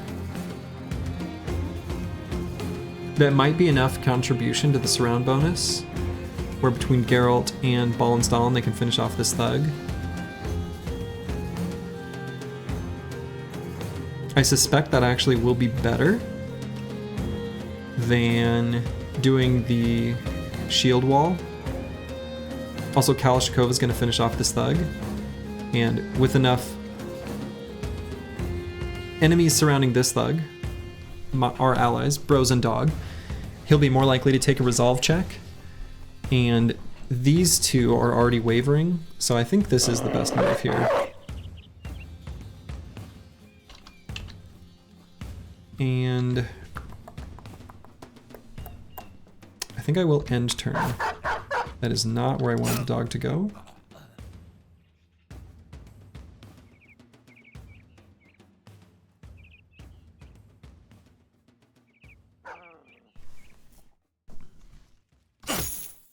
That dog did not do what I wanted. Sup? It goes well, the zoning bro. You are one of the bros.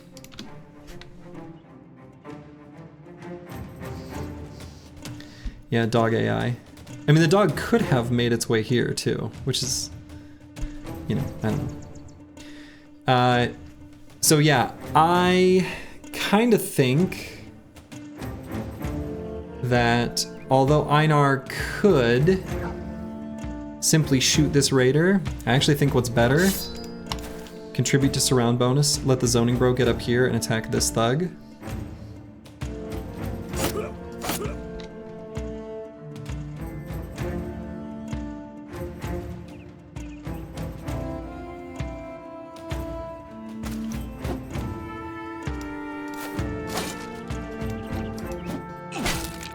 Disappointing. Ball and Stalin, can he do a decapitate? No. Unfortunate.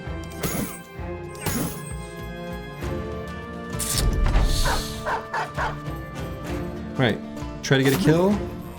Bingo! Booyah! Dog is going for Pitchfork Man. Yeah, apparently so.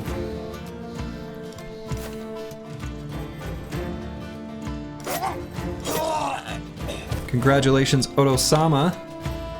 You were alive. Cool.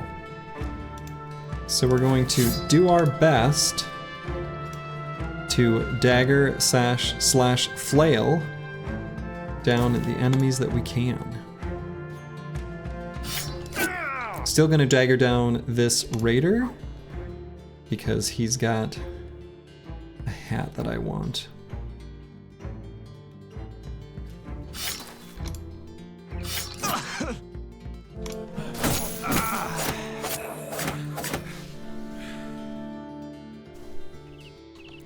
Saved indeed. I wasn't worried. I was worried. I wasn't worried. All right, very nice. Ball and Stalin did indeed come to the rescue. And look at that. Got a couple padded surcoats and the nasal helmet, including a short sword and militia spear as well. A proper hand axe, which is, you know, decent enough. Tools to make up for some of the damage that we took. That morale cascade was nuts. Yeah. Well, I knew when I saw the two...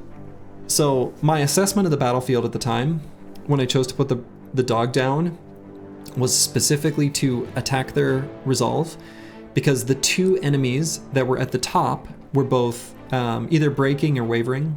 In any case, their morale state was below steady. And so I figured that if I could just get as many morale checks there as possible, and also if you have bros surrounding them, when one of their allies dies, they have a penalty to the check that they take in that case because of, again, being surrounded. So that's why my whole sort of modus operandi at that point was to attack their resolve. And it worked. It's a miracle. Blaze Hatorius, not praise. Blaze. And not only did Odo-sama live, he still had 9 lives. We didn't even proc that.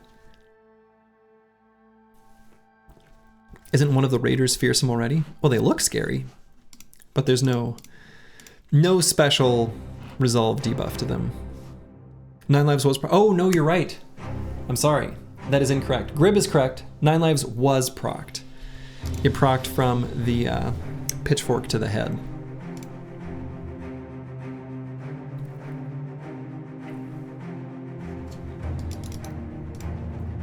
We'll have to get Odo-sama a helmet.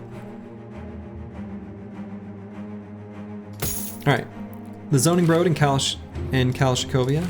Blah, blah, blah. The zoning bro and Kalashnikova will get better helmets. We'll give Odo-sama this ridiculous looking headband. Otto should get your hood. We'll give him this silly thing. We're gonna leave the hood on Ballenstallen, I think. Actually, I'll probably give Ballenstallen a padded surcoat.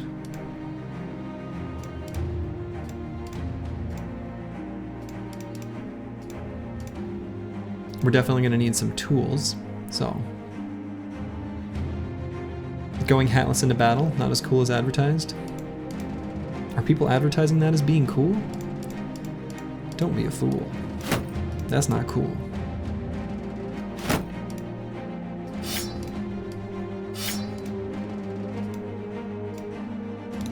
Let's give Ballenstallen a spear. Actually, in fact...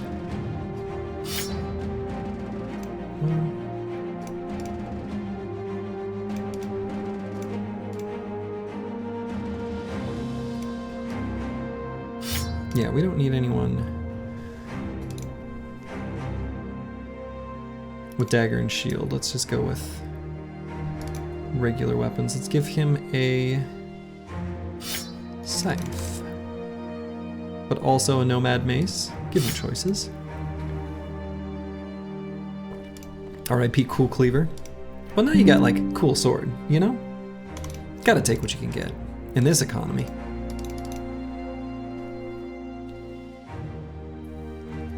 No repairing? I mean, there's repairing. There's just not repairing just exclusively for resale.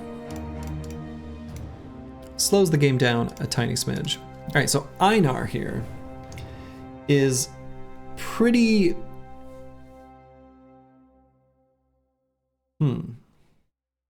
He's pretty bad. I think we're gonna keep him doing what he's doing, even though he rolled a 2 in range skill. This is a pretty throwaway bro. We're just gonna make use of what he has. And so I am actually gonna take this 2 in range skill. And the other things that I allocate almost don't matter much at all. And we're definitely gonna grab fast adaptation for him. Xerxes. Now this is a bro we do care about long term. His melee skill is a joke. Totally comically bad. This is not gonna be a very good like true hybrid. This is gonna be like a pure thrower.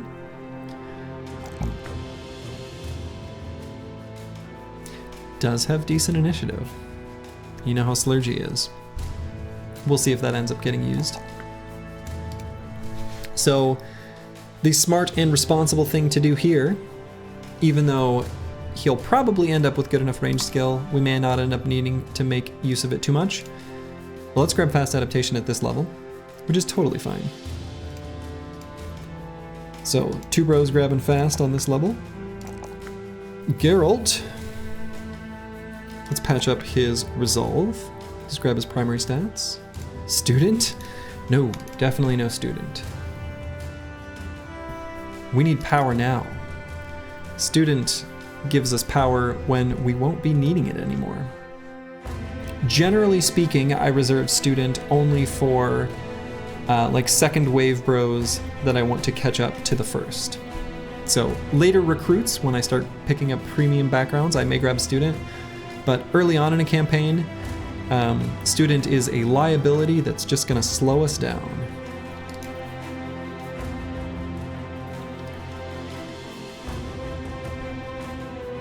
So Geralt here, he's got a spear, so I don't feel inclined to take fast adaptation. He's got a pretty decent hit point pool, so let's go ahead and grab Colossus.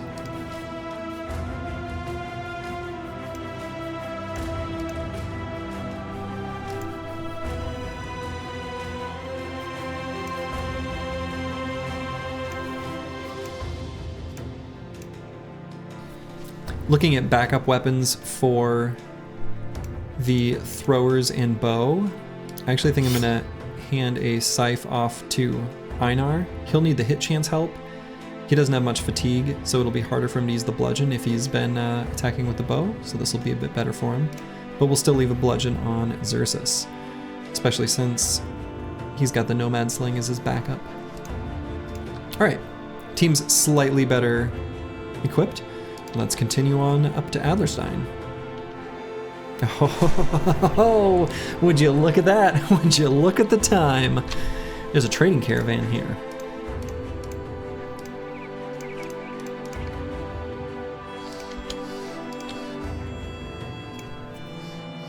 We'll go ahead and fight that.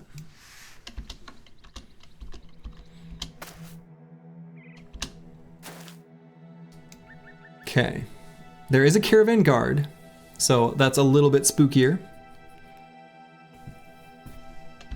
We do have ranged advantage, so if they remain terribly passive, we're okay with that.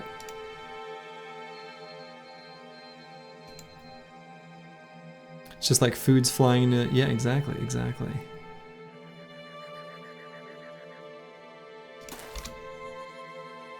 So one thing I am going to do though is be a bit more careful with our ammo.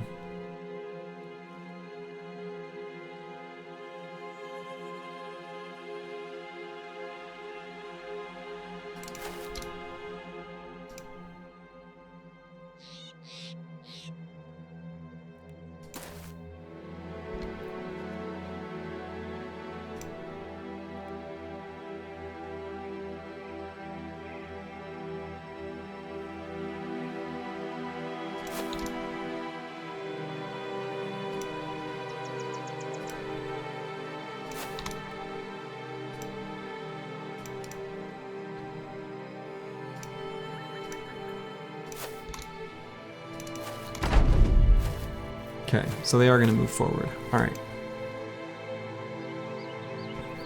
So we're going to set up spear walls.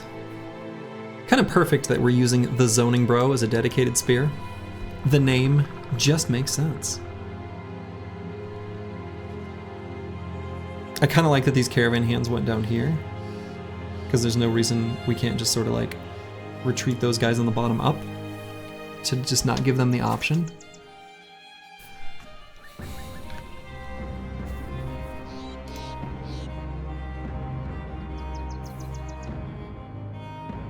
I kind of like the idea of moving Eagledub up 1 hex and just bonking this guy in the head, protecting his flanks with spears.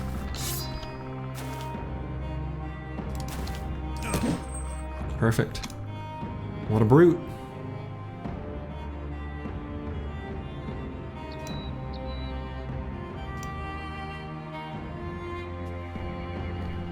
It's what I do. Excellent. Good. You do it well. Geralt.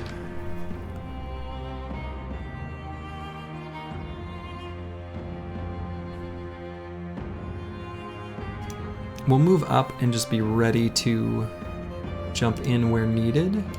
Maybe all the way up to here. Yeah. So let's move Xerxes up and we'll attack this caravan hand. Lovely. Einar could do 2 quick shots or could do an aim shot. We do have fast adaptation now, which does slightly incentivize us to make the 2 quick shots, so I think that'll be a bit better. Yeah, well, better luck next time, I hope.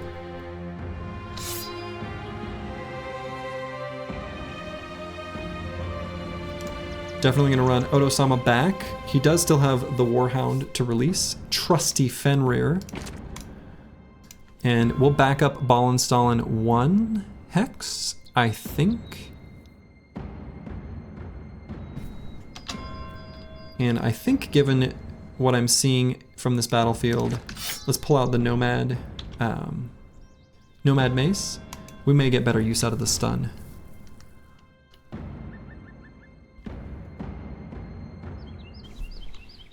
So I could move the Zoning Bro up 1. 72 melee skill with a 20 bonus hit chance from the spear is pretty good. Limits some of their options in getting here as easily. We are confident, so I'm not too worried about resolve. How does Spear Wall interact with unholds? Poorly. That's the answer. All right, so Geralt can come up in Spear Wall 2, serve as a secondary, so that if he gets breached, they can't get around to the side. I think I like that. Lovely.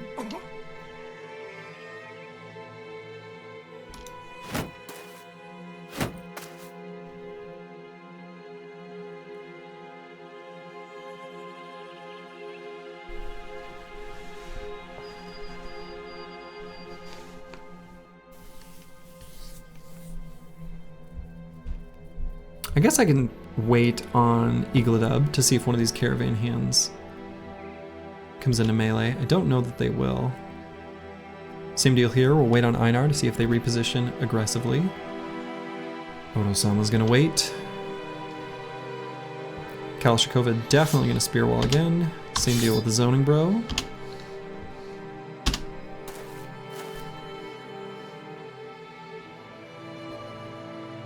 Okay. Back to the donkey, they say. Interesting choice. And by interesting, I mean bad. But okay. We could bet Ballenstallen here. If this caravan guard is so inclined to go up here and not attack, I think that would be totally fine. Can back up with Eagledub, and now we only have Spear Wall in a solid wall. We'll go ahead and do an aimed shot.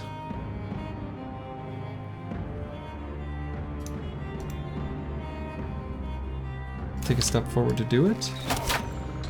Got him. And Oto-sama will be ready to release Fenrir.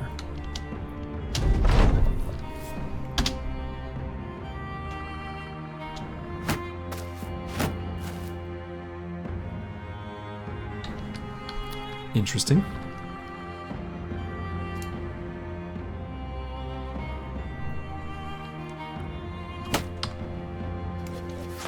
Let's go ahead and just get a fast adaptation stack.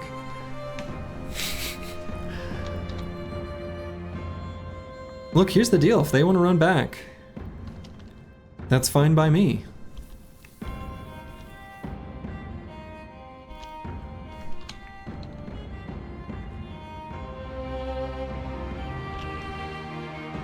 Seven shots left. We'll go ahead and shoot. 2 quick shots are always better. Damage-wise, they are often better. The logic there is purely from a perspective of saving both fatigue and ammo.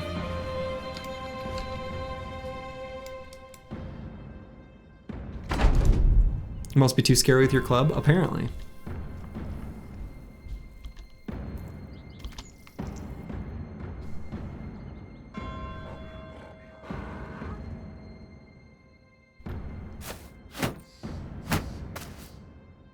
Okay, so now they're moving forward. Let's see what these two do. Those are the two I'm really curious about. Because I'd like to take them out. There we go. There we go. Alright. Any reason to force melee contact?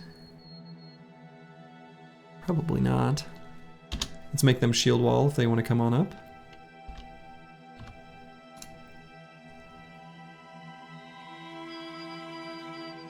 %61% chance to hit. I think I'm gonna do this and then back up in case the spear wall gets broke through.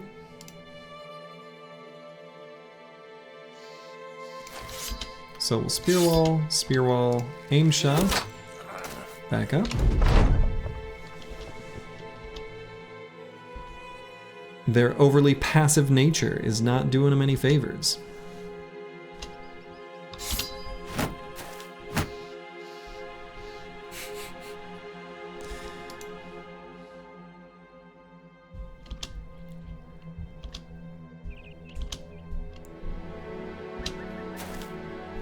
Okay.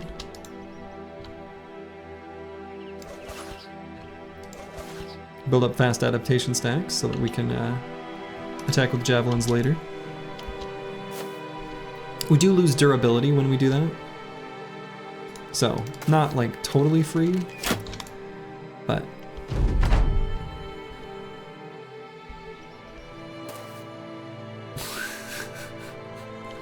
Okay.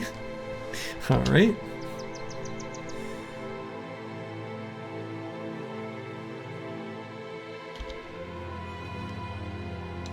I don't know, I could pull out the jabs, but I don't see much need.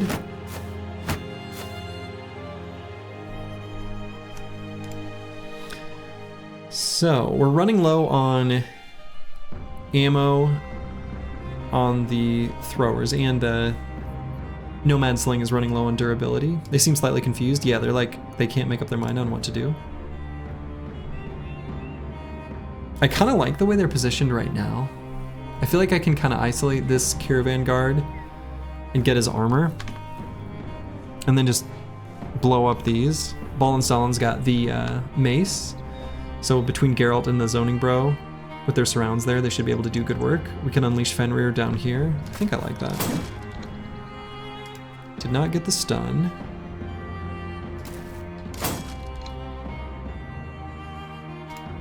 I guess I could put EELI here too, actually. Why didn't I do that? Get this guy in the head. Boom! We will unleash Fenrir. But I don't want Fenrir to die.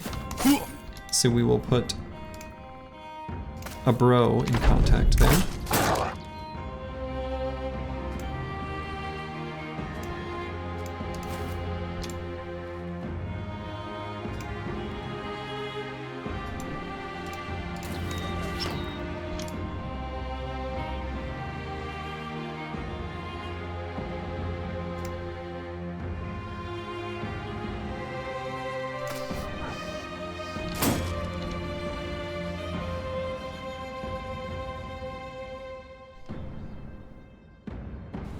I want both of their helmets, is the thing.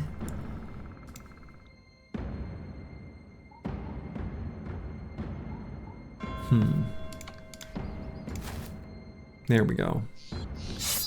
Can we keep the donkey? Well, we might have to.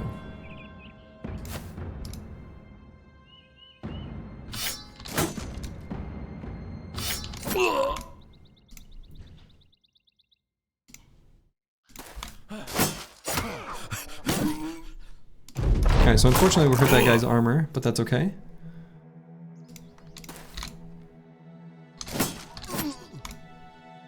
And we hurt this guy's helmet?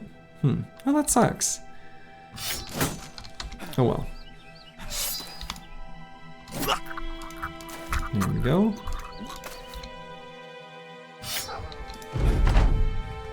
And now, Fenrir wants blood. We can't deny Fenrir his prize. Let's get him a donkey.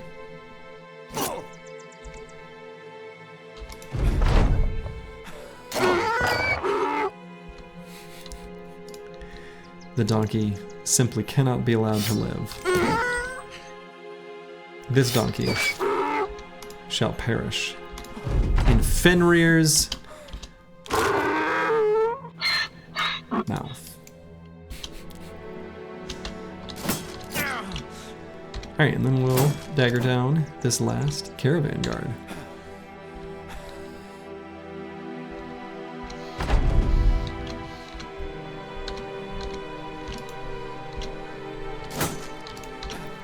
Slurgy is heartless. Alright. Didn't get the armors that we would have wanted after this fight, or out of this fight, but we did get a dagger and a falchion? And plenty of goat cheese. I do love goat cheese. And ever since Some Weird Sins referenced making goat cheese stuffed dates wrapped in bacon, it's all I can think about. Yeah, we lost the good hats. Unfortunately, as they were retreating, we were like blowing up those hats. But we got a nice hat for Ballinstallin. He'll give the hood over to Geralt. That's a nice setup anyway. Ballinstallin can get an upgrade to his weapon by getting a falchion. And yeah, losing the hat sucks. We don't want anyone to go into battle hatless. We're not briggies here. We're battle brothers. And so going into battle hatless is pretty risky, but it's what we're working with right now. Okay, so the zoning bro.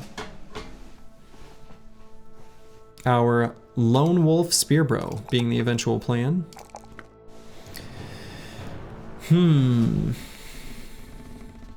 Do I take the +3s in fatigue? So I'm gonna skip 1s in melee defense.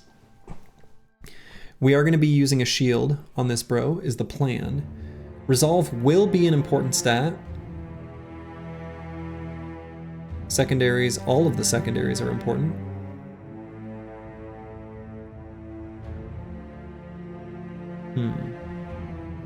Foreign ranged.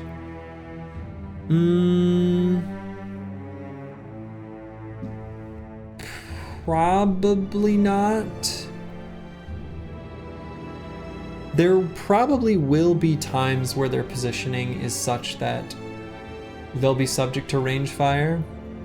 But given that I plan on having them use a shield, I think, well, I don't know. The foreign range is not a bad choice. I think based on what I am planning for this build, and you'll have to kind of trust me on this to see it in action in the end, or it'll fail, but what I'm intending to do, we don't have a ton of extra room to allocate stats to anything other than the high rolls between melee skill, melee defense, hit points, fatigue, and resolve. We kind of need all of them. Grip would take melee attack, melee defense, and resolve. No, I think we're skipping the ones in melee attack.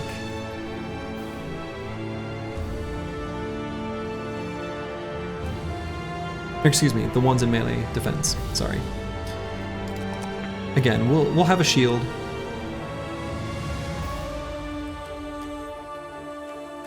I'm gonna grab the resolve though.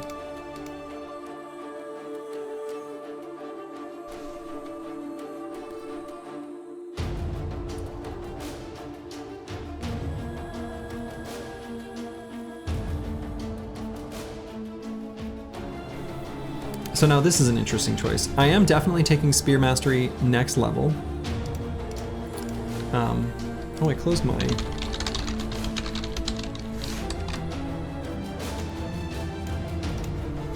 build reference thing. Resolve for lone... Yeah. Well, he's gonna... Yeah, like I said, and in fact, because I know not everyone saw it, the idea is something like this, where they are offset from the formation, but just far enough away that they can still get the lone wolf bonus. That's the thought. That's the idea. Lone Wolf is going to be a late pickup, though.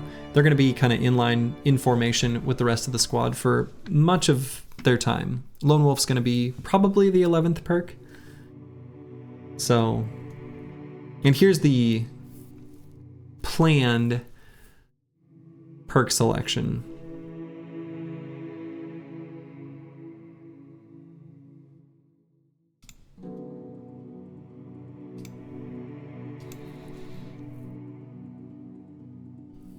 Need a specific banner to make that work, like a tanky one? Yeah, we'll probably have...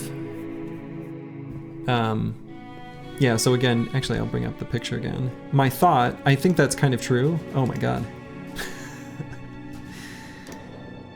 And the idea is if the banner is positioned as such, and the other interesting thing about this particular picture is if the banner is in this location, the buff for the aura of the banner is 4 hexes, so a bro can still get Lone Wolf and be inspired by the banner if they're in the perfect little concentric circle. That perfect distance. So yeah, this would be, and I would put the ranged bros directly behind the banner there in that picture, which is why I'm particularly inclined to get a ranged defense banner. And they are going to be subject to melee enemies getting through too, so Oto-sama's gonna have his work cut out for him. We'll see.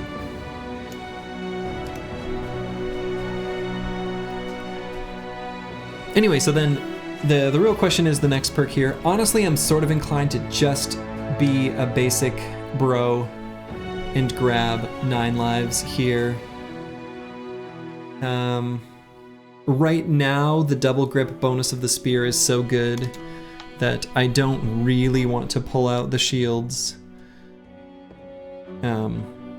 quite yet. Oto-sama gonna get retired? Well, let's hope not.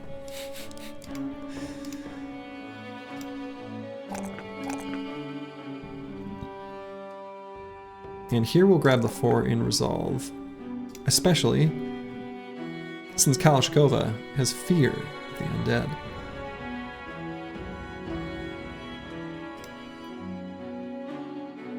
We'll go ahead and ban that bot.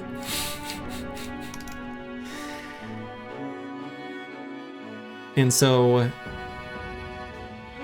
I think Kalashkova will grab 9 lives as well. Same logic, same idea, same build. He'll end up with better melee defense.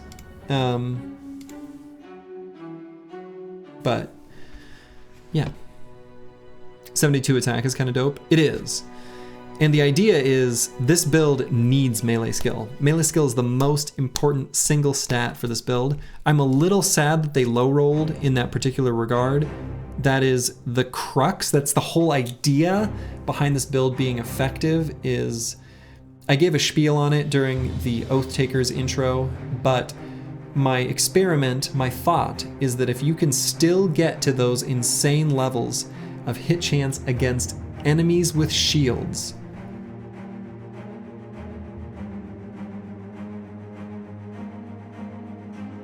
what can you do with them? That's the real question. So.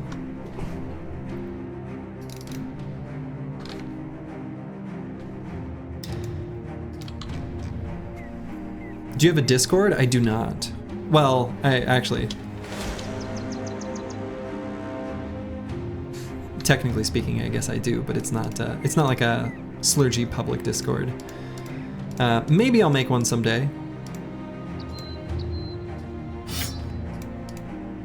Might be a neat thing.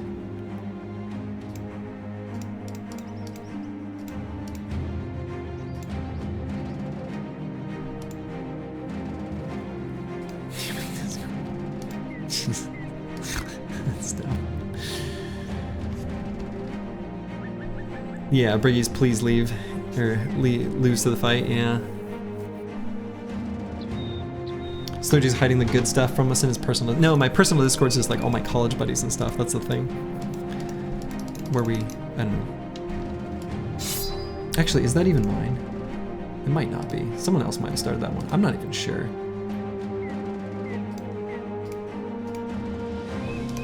Anyway.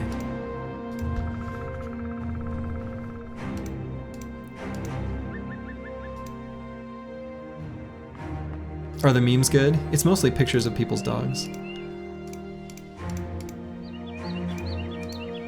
Lots of bonus Susie and Mango content gets posted there. They're very good dogs.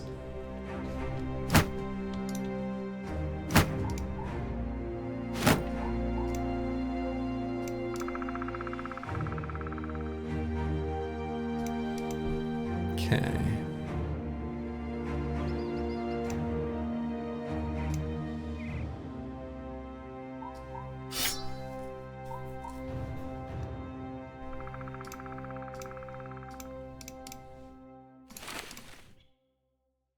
Millennial things? Yeah, basically, honestly. So let's see what happens here. They're really duking it out.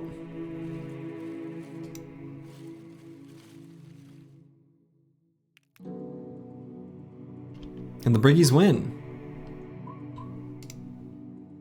But not for long. Okay. Weird terrain. I think I'm gonna try to... They're gonna start a little bit further away. So I'm gonna move forward and end turn. We're gonna go and occupy this high ground hex so that they can't. And then we'll get a front wall of spear bros. You can't join the threesome? I mean, you can. Anyone can. I encourage you to. This is a pure Slurgy preventing being able to even engage in degenerative gameplay. In truth, this kind of participation, like if I had joined that fight, I think is fine. It's not really against the spirit of what I'm trying to show, but it's just to formalize it, I guess. All right, so they do have one poacher, so I'll probably pull out this shield.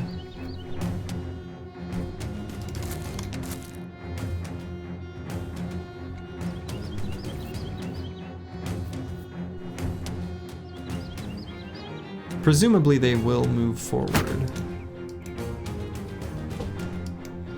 Yeah, the thing is like, once you know how to third-party fight effectively, it can, you know, I don't know. It can get pretty degenerative really fast.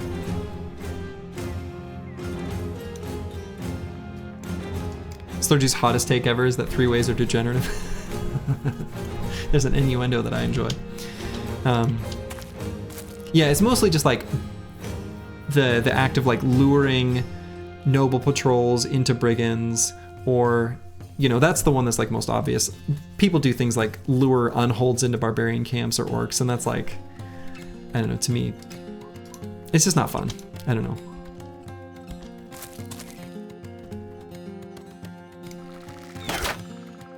Nice shot, Einar. Glad I pulled out the shields there. Was it possible to third-party legendary locations? I have no idea. Maybe.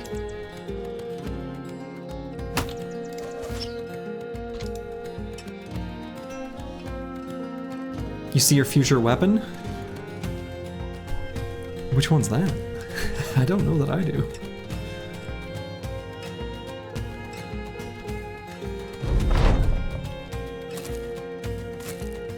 Ooh, okay.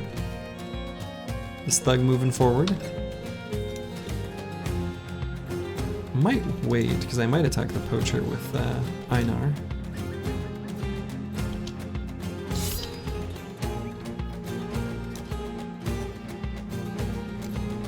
You remember feeding friendly pooling 3 southern patrols into Monolith? Okay, that's really funny though.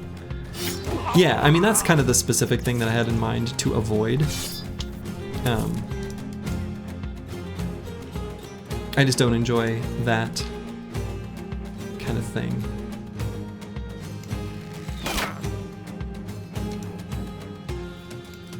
I'm not even in this run yet. Not yet. Though maybe you are. And maybe you're about to meet your demise. I do see a grib right here.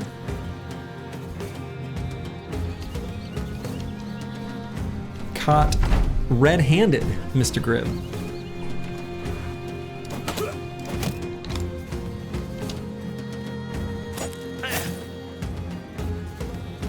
Rude.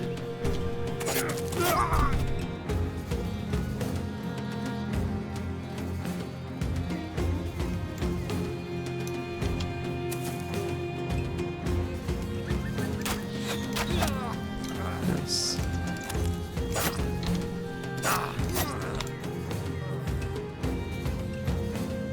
Okay.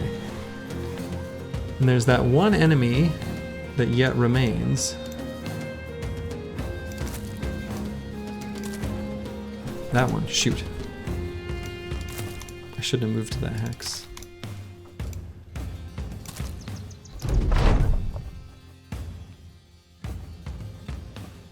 Okay, don't hit ball installing. Okay.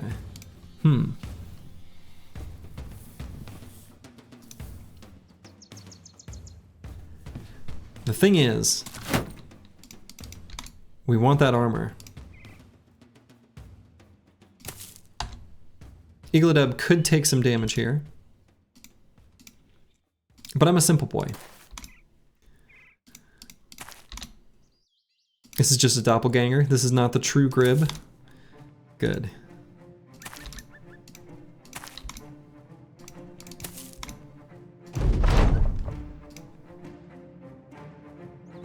Alright, so let's get Ball installing to participate in the surround bonus. Has a nice chunky hit point pool where, you know, we'll hopefully be okay against this. Alright, just be just fine. Alright, lovely. Got ourselves a spear, got ourselves this gambeson, so can't be mad about that.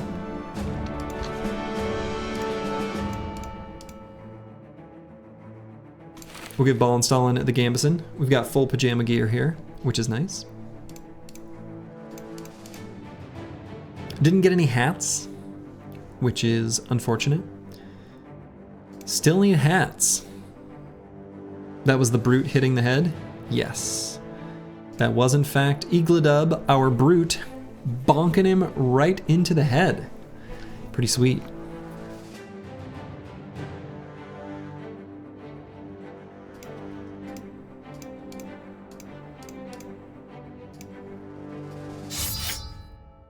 We've managed to pick up a bunch of pocket knives and such, which is a very nice.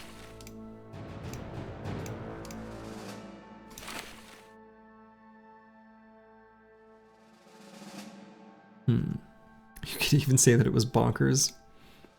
Where's my soundboard? I suppose Ball and Stalin could also have a flail handy. That seems like a good idea. Let's go the flail and the falchion and a pocket shield.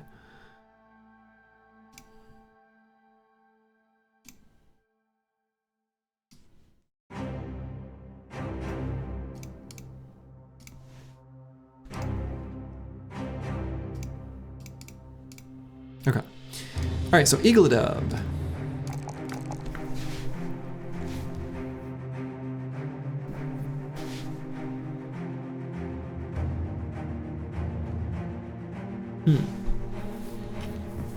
With this much fatigue,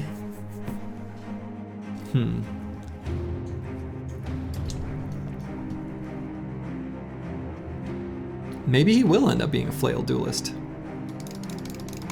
You need a ton of it, and he's got a ton. This is weird. All right, I'm still gonna grab dodge on this level. He's got a ton of initiative and a ton of melee defense, so those stacked together should make EELI nice and agile on the battlefield. Xerxes, our thrower. Again, we're gonna completely ignore melee skill. We're just gonna give him a fire lance later if we really need a weapon to swap to. How do you like shield plus dagger bros? They're not my favorite. He could be a good option for it though. That's true.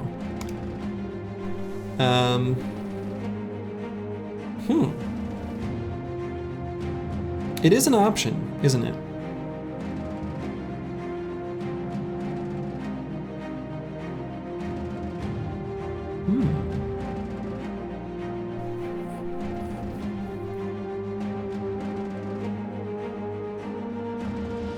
kind of like making use of brute though. I think I'm gonna try making a flail bro. What the heck, you know? I think especially early you get a bunch of flails. He's gonna be ahead of the curve experience-wise compared to everyone else.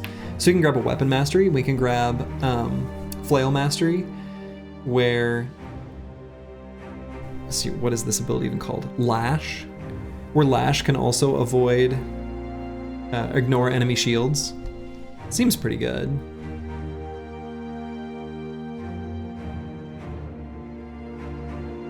Yeah, I mean, I think he's got enough initiative. Even if he was wearing a shield, we'd be happy to give him dodge as well. I think he could have both, and that would be fine. All right, Xerxes.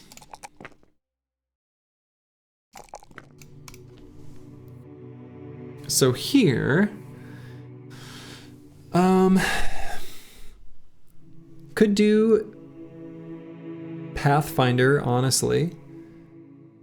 Just to get to better high ground hexes and things like that more easily. Better positions to throw from. Also rough terrain and things. You made a quick math thing for quick shot versus aim shot. Oh yeah, sure. Yeah, at super low levels.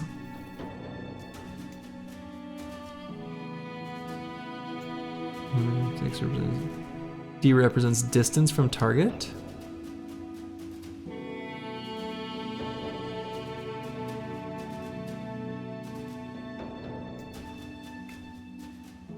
Yeah, so then the second one, I'd have to look at these formulas in detail to get a good feel for them. But yeah, the idea of the real trick though is you can look at quick shot versus aim shot in a vacuum. And get interesting, like, let's see, you can think of expected hits as one portion of your calculation. The other is the variance and how you want to consider that in terms of your, like, do you desperately need to do damage, or is it just like, okay? Also fast adaptation, building up stacks versus making use of them. There's a lot of like interesting nuance that you can add to even what you've graphed there. Do you get Pathfinder on almost everyone or ignored on no melee bros? I usually get Pathfinder on most everyone by the end. It's too good of a perk. This could be a good path here. It's either path or quick hands, I think, for Xerxes here. Real analysis, don't use bows. True, actually. That's true. That's the real answer. Good point.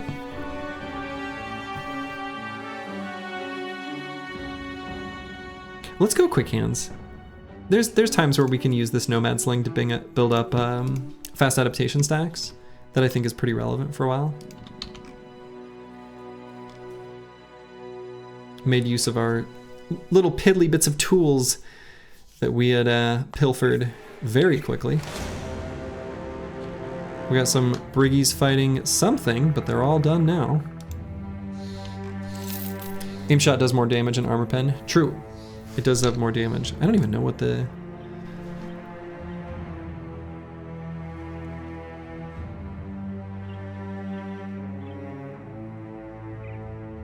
Yeah, it must be just 10% more damage.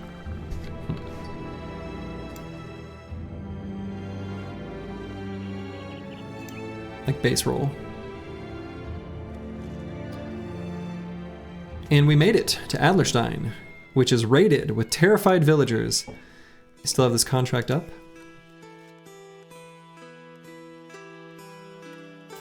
Luckily, tools are still inexpensive. So we'll go ahead and pick up some tools.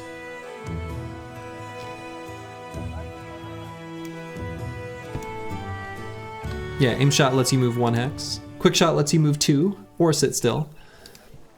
I think a lot of your decision, at least for me, a lot of my decision between quick shot and aim shot, honestly, mostly has to do with where I want the bro to be and what target I want to choose. That ends up driving it most of the time, realistically. So probably do this contract. The town's in rough shape. Adlerstein has seen better days. And actually I am curious. Yeah, we're...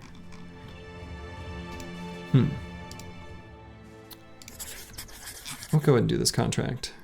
Broken Bones Mortuary, right over there.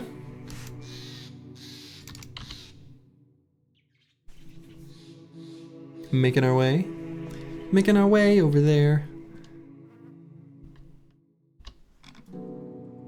Unfortunately, we'll probably be night by the time we arrive.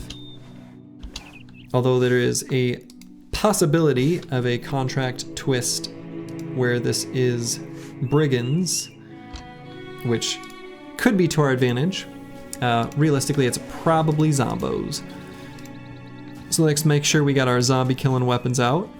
Looks like we basically do.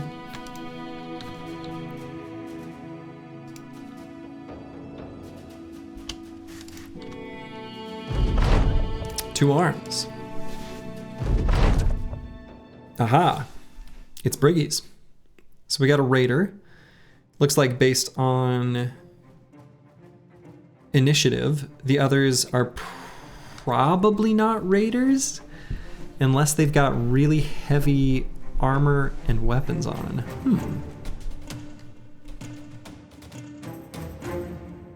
You find it funny that a Northern Raiders playthrough comes across a raided town and how it came to be is a complete mystery.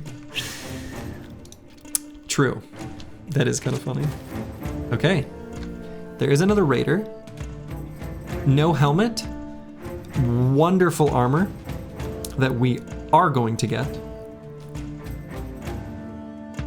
is the plan. Yeah, we're the good raiders. We're the good guys. Everybody knows that. That's just a given. Ball and Stalin, I think because he's got a flail as well, I'm going to grab that flail and move to the southern part of the formation. So we're gonna get Eagle Dub and Ball and Stalin down here to try to take this raider's armor from him. Are we the Briggies? That's really funny.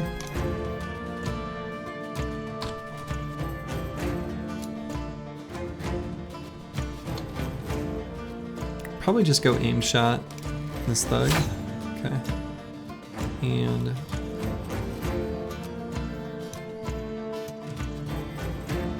back it up.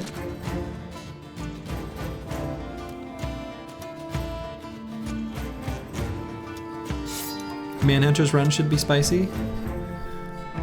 Could be. I actually find Manhunters to be like a really powerful origin.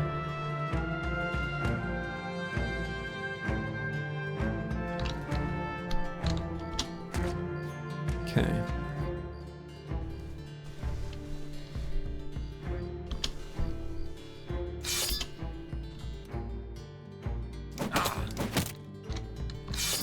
And we're just gonna spear wall for next turn.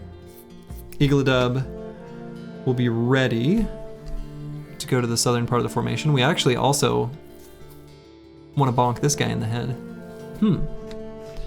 Many enemies. Oh, hello. From downtown!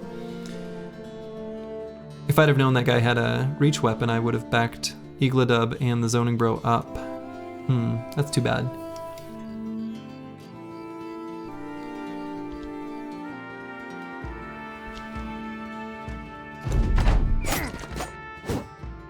Okay.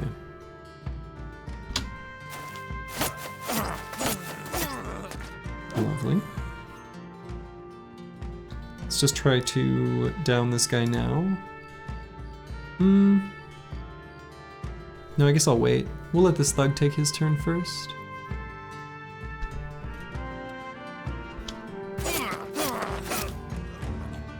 better. If I had not waited, I would have opened up this hex, and I wouldn't have been able to do what I just did.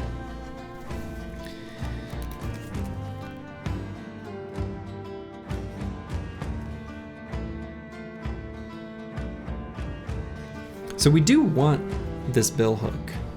Well, not bill hook. Hooked blade. Is there still a debate as to which axe is better, chosen axe or great axe, mathematically? Mathematically, it's pretty much always going to be the chosen axe. Against anything except unarmored enemies, where the great axe is better. Or I think it becomes close again with extremely high armored enemies, because the great axe does a bit more armor damage. But the chosen axe having more pen makes it better against almost everything.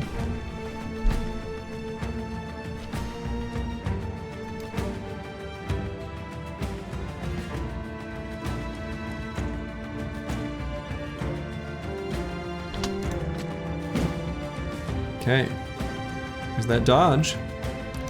Doing work.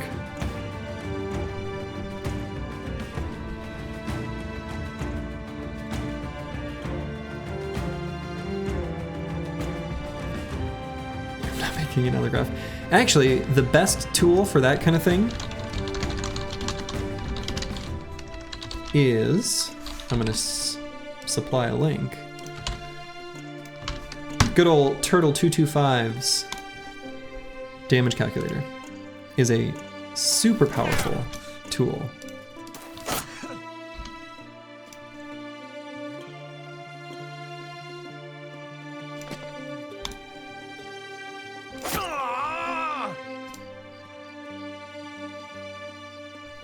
Now the question is, how much greed? How much can I get away with?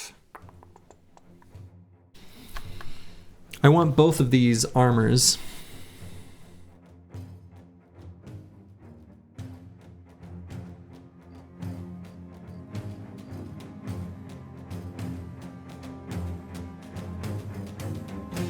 I want all three of these armors. This guy's just got a short sword. It is double gripped. Hooked blade isn't too lethal. We're in pretty good shape. I think I pull out the dagger now. We're gonna leave Ball and Stall in here to be ready to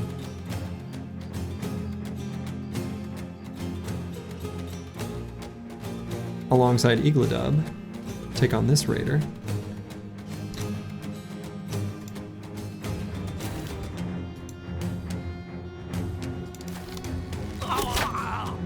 Okay, good. We got the resolve check there. Otosama's in kind of rough shape. Does have the shield though, does have 9 lives. Slurgy Greed, yeah. Just normal stuff. We'll swap to the dagger and get closer.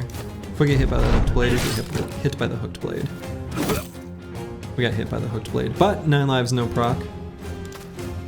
So does it even count?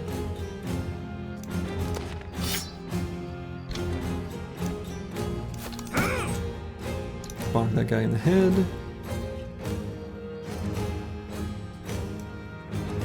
Ah, yeah, OSG Boy did make a more user-friendly version. Oh yeah, and quick hands. Alright, got the stun, which is kind of nice.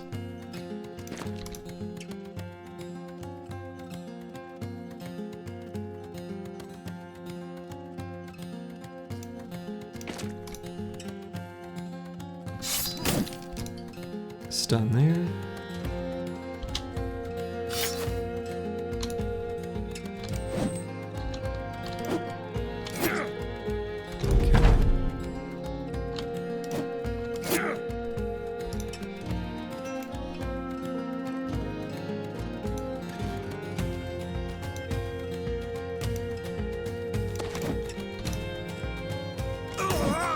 Bonk.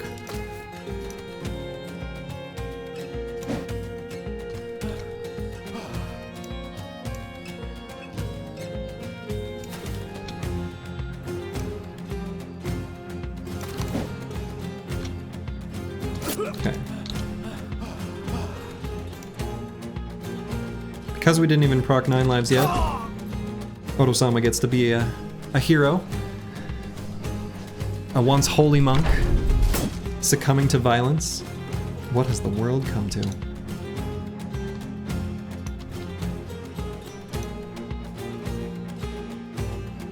Yeah, let's get the zoning bro in there because he's got the better knife. Nice. Nice. Bingo! Hey! Look at us go. We're just figured we were testing how many injuries one brother can have before Battle Brothers just breaks. That's a good question. When does it overflow? Look at these beautiful armors and these helmets. Oh, be still my heart. Hello the Chaucer. It goes well. It goes very well.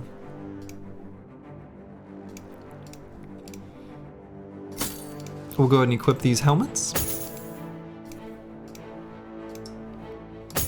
We'll go ahead and equip these, you know, civilized armors. We'll give some hand-me-downs back to the crew.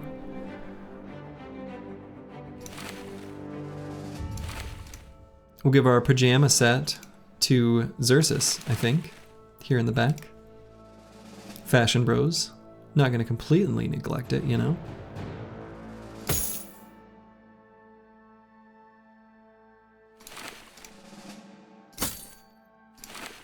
Oto-sama will wear the barbarian-looking gear. Jammies feels good, man. Doesn't this look cozy? The gambeson and the Akaton cap. Like, doesn't this look very comfortable? You know, curled up by a fireplace, got your favorite book. You got your Steam Deck. What more could you ask for? So what's the catch with this start? Everybody hates you? 2/3 of the map hates you, yeah. It looks like a onesie? It does. That's what I'm saying. It looks very cozy. Geralt has leveled up. Geralt's looking very nice. We'll go ahead and grab some hit points here. Could grab dodge, could grab gifted. Dodge is looking pretty good. He's got a bunch of initiative. Let's grab that. Have a nice run, gotta sleep. Good night to you, Astora Sunlight. Ball and Stalin. Another one in melee defense. That's okay.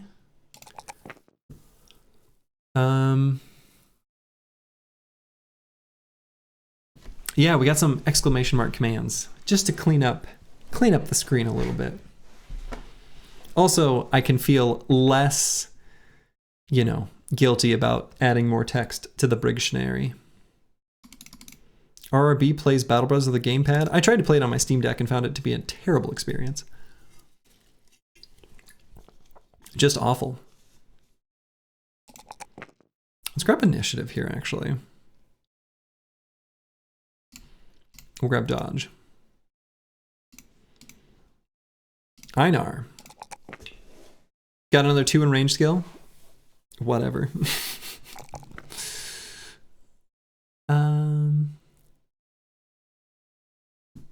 This stat kind of doesn't matter. We'll grab fatigue. Grab gifted. Again, with this bro, really all we're trying to do is do some tempo ranged damage. The Great Reset. Oh yeah, I need to make... That's a good call. Actually, the Chaucer, I am going to make a command for that.